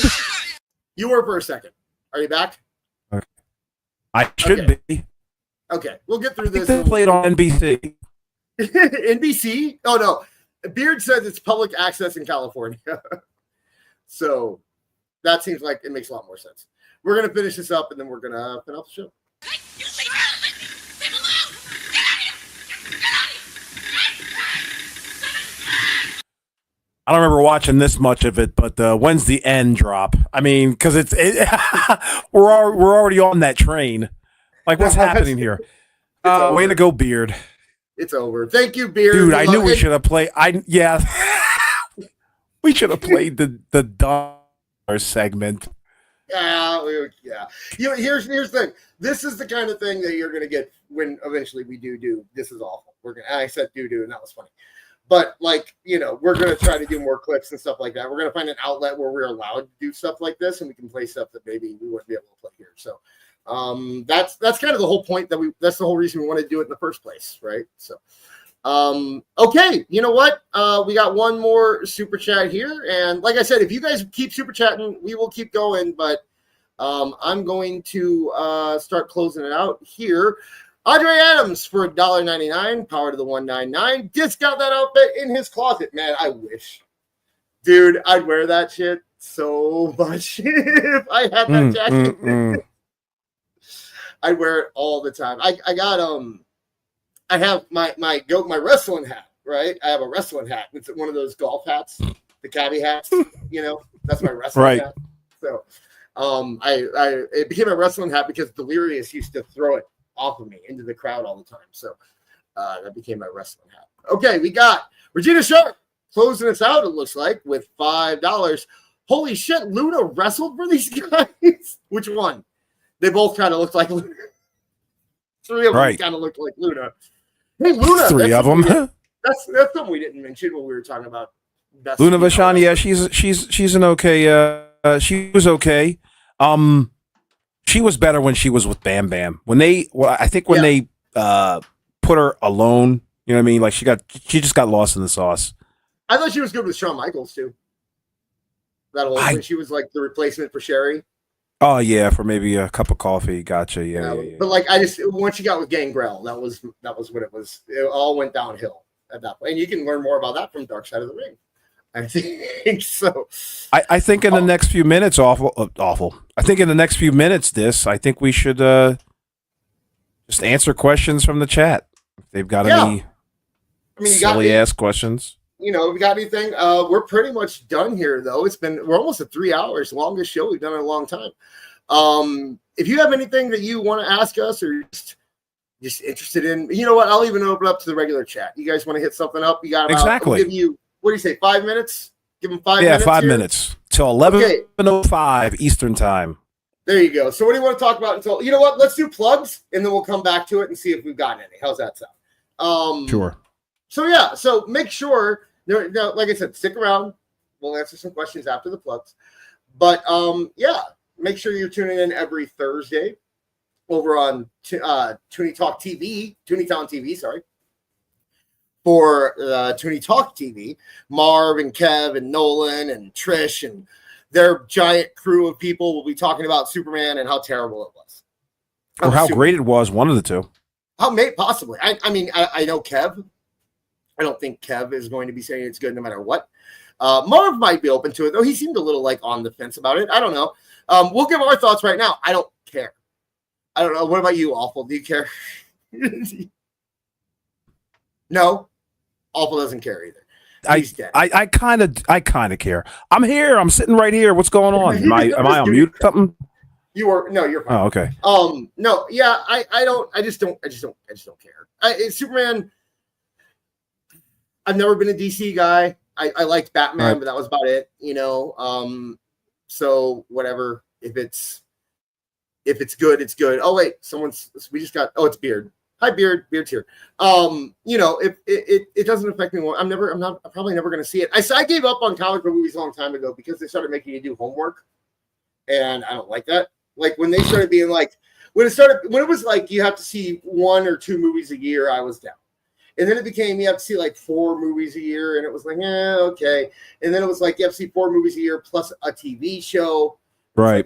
And now you have to watch 4 movies a year or 6 movies a year, a TV show, or 3 TV shows, a cartoon. You have to watch an internet short. It's like, dude, just let me watch a movie.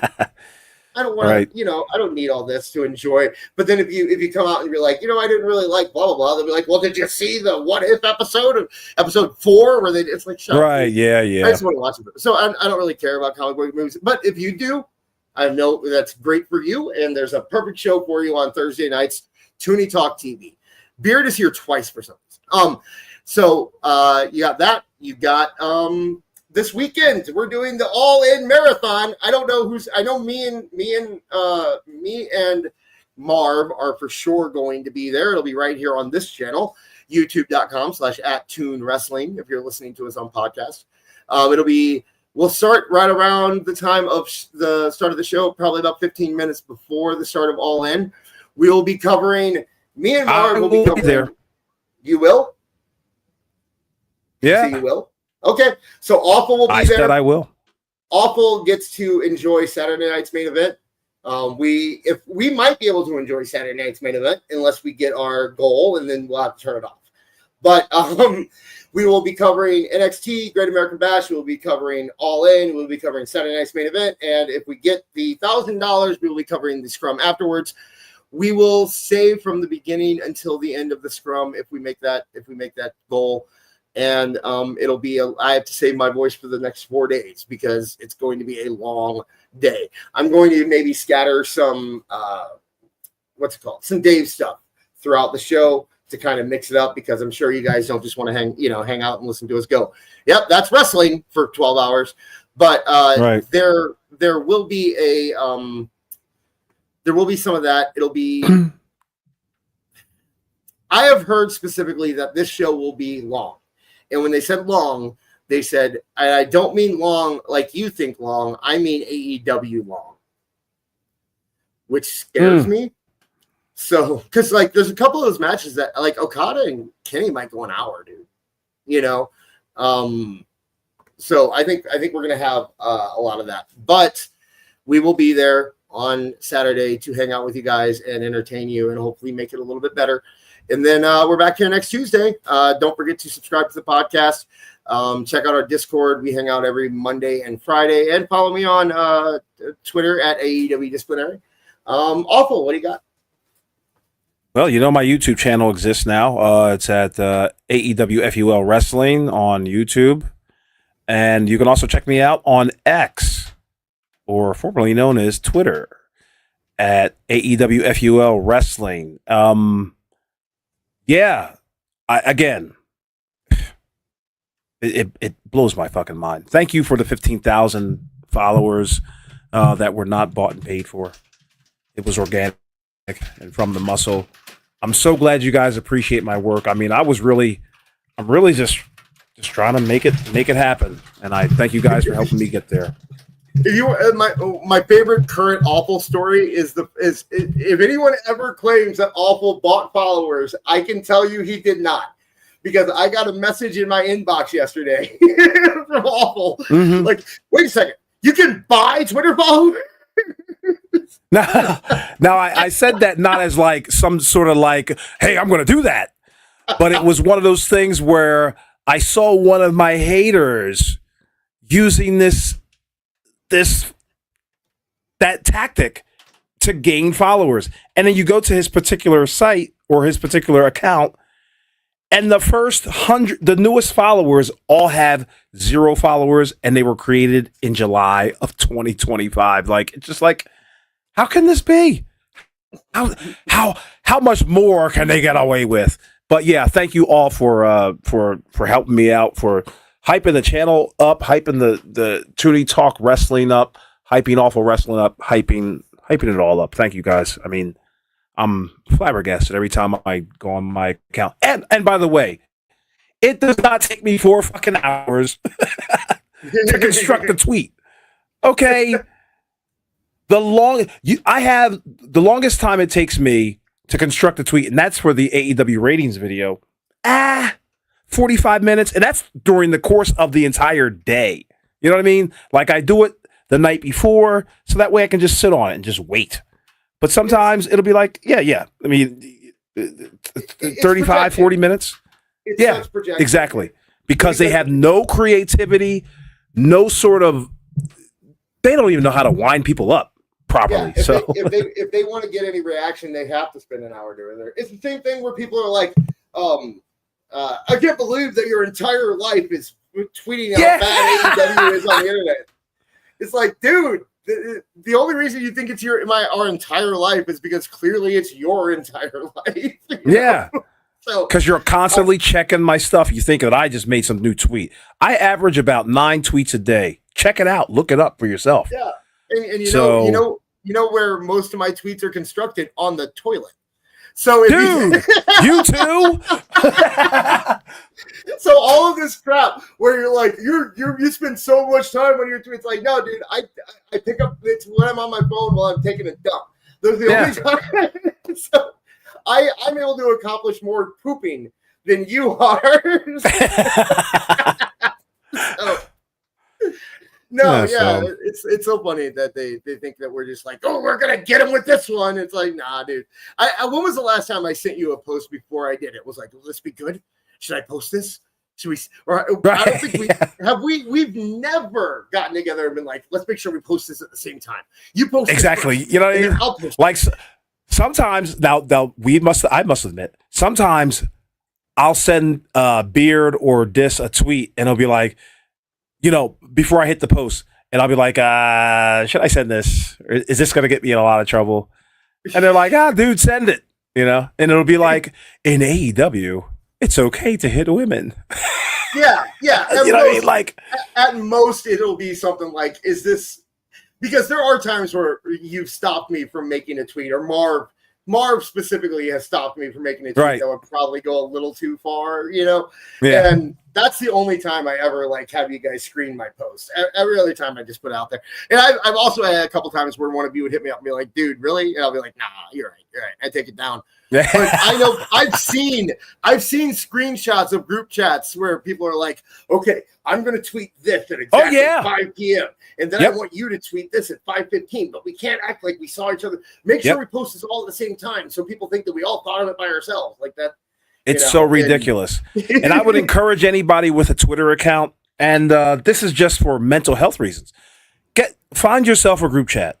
So that way, this way, when you think that you're skirting the edge of whatever the fuck it might be before you post or whatever, you can run it through some people and see if they like it or not.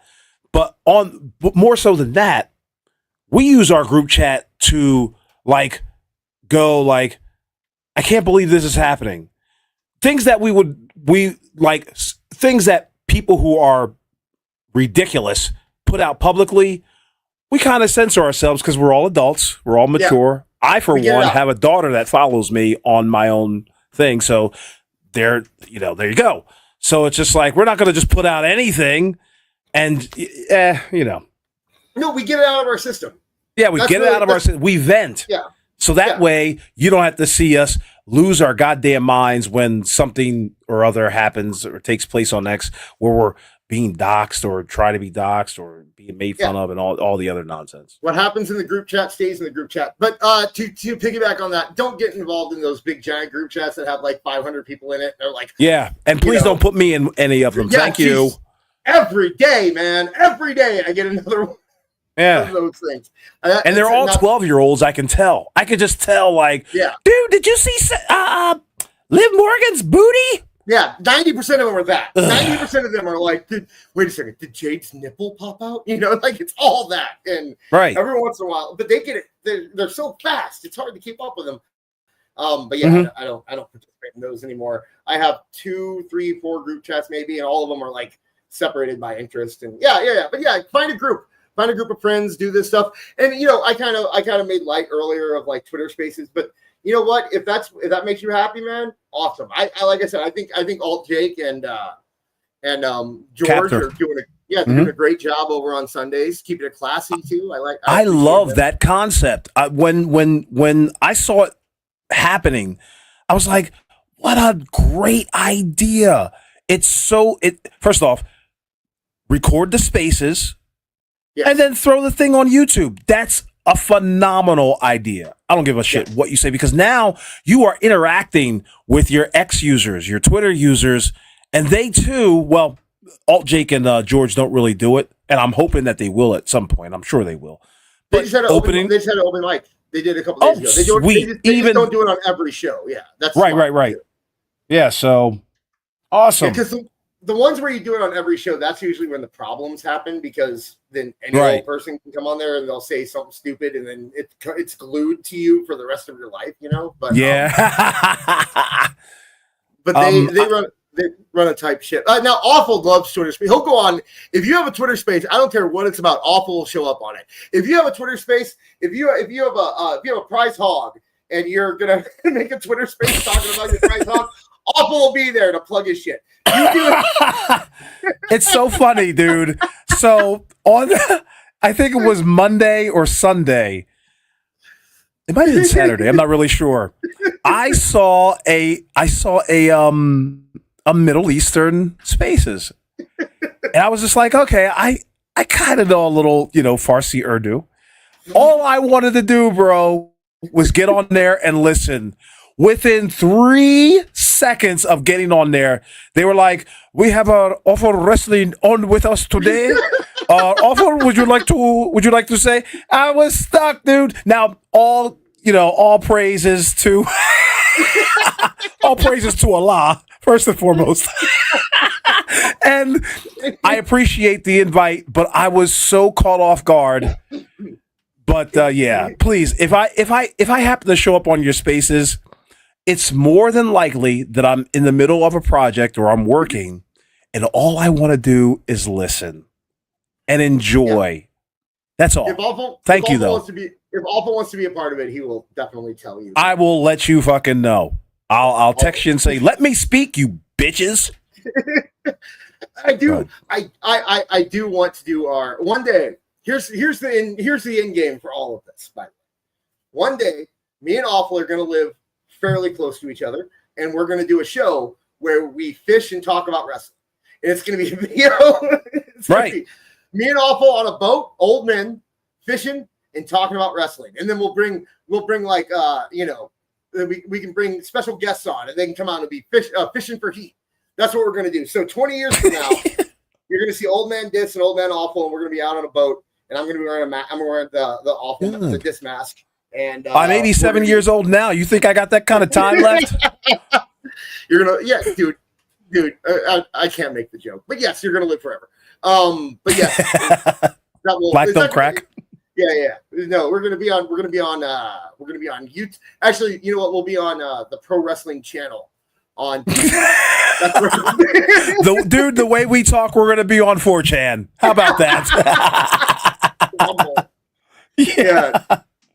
No, hey guys. Hey, by the way, I heard there's a 24-hour wrestling network. If you're looking for programming, yeah, I know. How about that? Toonie Talk Wrestling. I wouldn't mind being on Sirius. Have you listened? Do you have Sirius, Awful? No. Okay, we'll talk. What else we got here? I listened to a little bit of the Pro Wrestling Nation. They called it. PWN. Okay. Coach is the worst. Coach is the worst. Oh my Worse than Russo? Worse than Russo? Dude, he will take any opinion if he thinks people argue about it. Any opinion that's out there, he will take it. And he will say just the most ridiculous things because he knows people are going to call and interact with it. So he'll just and he takes weird stances Gary said he can't even talk. Let's like get mad about it. And like what? Like, dude, you know, it's that kind of stuff. I actually kind of like Sam Roberts, which I never did before. But Really? yeah, Sam Roberts, he's okay. He's a good radio host. I was soured by him on Opie and Anthony. I thought he was an annoying little prick. So I have a soft spot for like old school talk radio. You know, driving around my Art dad's Bell. truck. Yeah. Oh man, you want to? Okay, that's it. We're doing Up All Night. Up All Night with Art Bell. It's not Up All Night. Up All Night was Rhonda Shear. What was Art? Oh, that's right. Okay. Art Bell the hell was? Oh man, now I can't think of it. It's still going. They have that George guy, George Norrie, is doing it now. Right. Yeah, but they talk about aliens and stuff. That'd be cool. You can go listen to Dose. He does stuff like that, I guess. You could check that out. But yeah, I have a soft spot for talk radio. My dad, we used to drive around in the car. There was one guy who used to talk about wrestling. And my dad said when he came on, I was able to control the radio. I could turn on the guy that would talk about wrestling. But after that, I couldn't do it anymore. Time just joined us. But you know what? Sorry. I'll bring him on for a second and tell him we're going to end the show. Yeah, bring him on. We can go all fucking night, goddammit. How fucking dare you? How fucking dare you? That's the show, guys. Thanks a lot for tuning in. Thanks for coming, everyone. I'm glad I was entertained. Bye. We said like 3 times we were talking about getting off the air. And nobody, we got one question from the chat. You want to see the question we got from the chat after I made Please. that call there? Would love to. The one question that you guys kept saying you were leaving. You didn't leave. So I was like, F it. I'll come on. Yeah, here's the one. We got one question. It's from Jay I Evans. just finished work. Why do you drive on a parkway and park on a driveway? All right, I'm leaving. Oh, God. Yeah. I can't answer that. Bye. Can I tell you what? Here's what I'll tell you. I was doing that Family Feud game, right? And I got some good responses. I got some good stuff going. Did somebody else just come in? What the hell? No, that was his woman. Oh, okay. So the fuck you doing online? I got some good responses, but here's the thing, guys. Let me tell you, I'm gonna try it again. And when I try it again, I don't know who is responding. Okay, so your little like cute answers just make my job more difficult, and will probably lead to it not being used. Because like one of the questions I had was, what name a wrestler turned actor? Right? Because it's Family Feud. You do very broad questions and you just pick the most popular ones, right? I was getting like somebody put Lenny Montoya or something on there. When I said most popular women of all time, it was like Wendy Richter. And it's like, dude, yes, okay, there's an argument to be made about Wendy Richter. But number one, that's not the first name that came in your head. And number two, I'm not, you're gonna be the only one that does that. And it's just making it harder, and it's making me not use it. So there's no reason to be cute. I can't see how smart you are by putting that stuff in. So just don't do it. Time, I'm sorry. I'm sorry you came in so late. But I'm very. Oh no, it's all good. I'm okay, sorry I couldn't be here sooner. No, you're good. Here, we got another one. You can answer this one. This one's just for you. Okay. Father and son are in a car accident. Father is dead. Son is in critical condition and transported to the hospital. Surgeon sees who it is and says, "I can't operate on this man. He's my son." Who is the surgeon? I know the answer to this. We all do. Yeah, it's the wife. It's the mom, isn't it? Yeah, the mom is the surgeon. You didn't know that, awful? Are you that sexist that you couldn't imagine a woman being a surgeon? Dude, the only evolution I want to see is how you wash a dish. No, come on. See, that's what I'm saying. Like, we can't. Listen, here's the bottom line, gentlemen. If my daughter laughs, I don't give a fuck what you guys think. I live in California. I'm obligated to be offended. Oh, right. Yeah, that's cool. Docs, you just doxed yourself. Watch out. Everyone's got it. Everyone knows that. I'm very open about everything about my life. I'm like the least private person. All right, and we're gonna bring Beard on, but no, I can't do that. That'd be me. Bring on Beard. On Beard. No. Okay, yeah, I think that this show has fallen off the rails. Beard. I think also, go ahead. Follow Kev Apollo. Yes.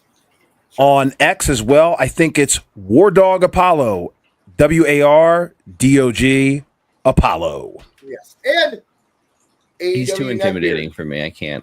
AEW Neckbeard, our producer extraordinaire, hanging out in the chat. Please follow him at AEW Neckbeard, not with an S. He is Beards, but the account is Beard. Right? I got that right. Yes. And I believe Time. You know what? You showed up. Why don't you plug something? Sure. It's at time_traveling on X. There you go. That's all I got for you. That's Time it. will be dropping in and out or dropping in here every once in a while, especially on nights when we don't have a full crew. So we want to thank him for hanging out here. Tom, you sound like the voiceovers for like interrogations. Mm-hmm. This is 23-year-old bad thing. Lakeisha Campbell. She murdered her boyfriend in cold blood. She murdered her boyfriend in cold blood. She thought she was going to get away with it. He does have a good voiceover. Dad's just saying we missed a super chat. Let me see. We missed one. Yeah, I had a therapist at one point. I only had him for like 2 sessions. It was like one of those BetterHelp trials.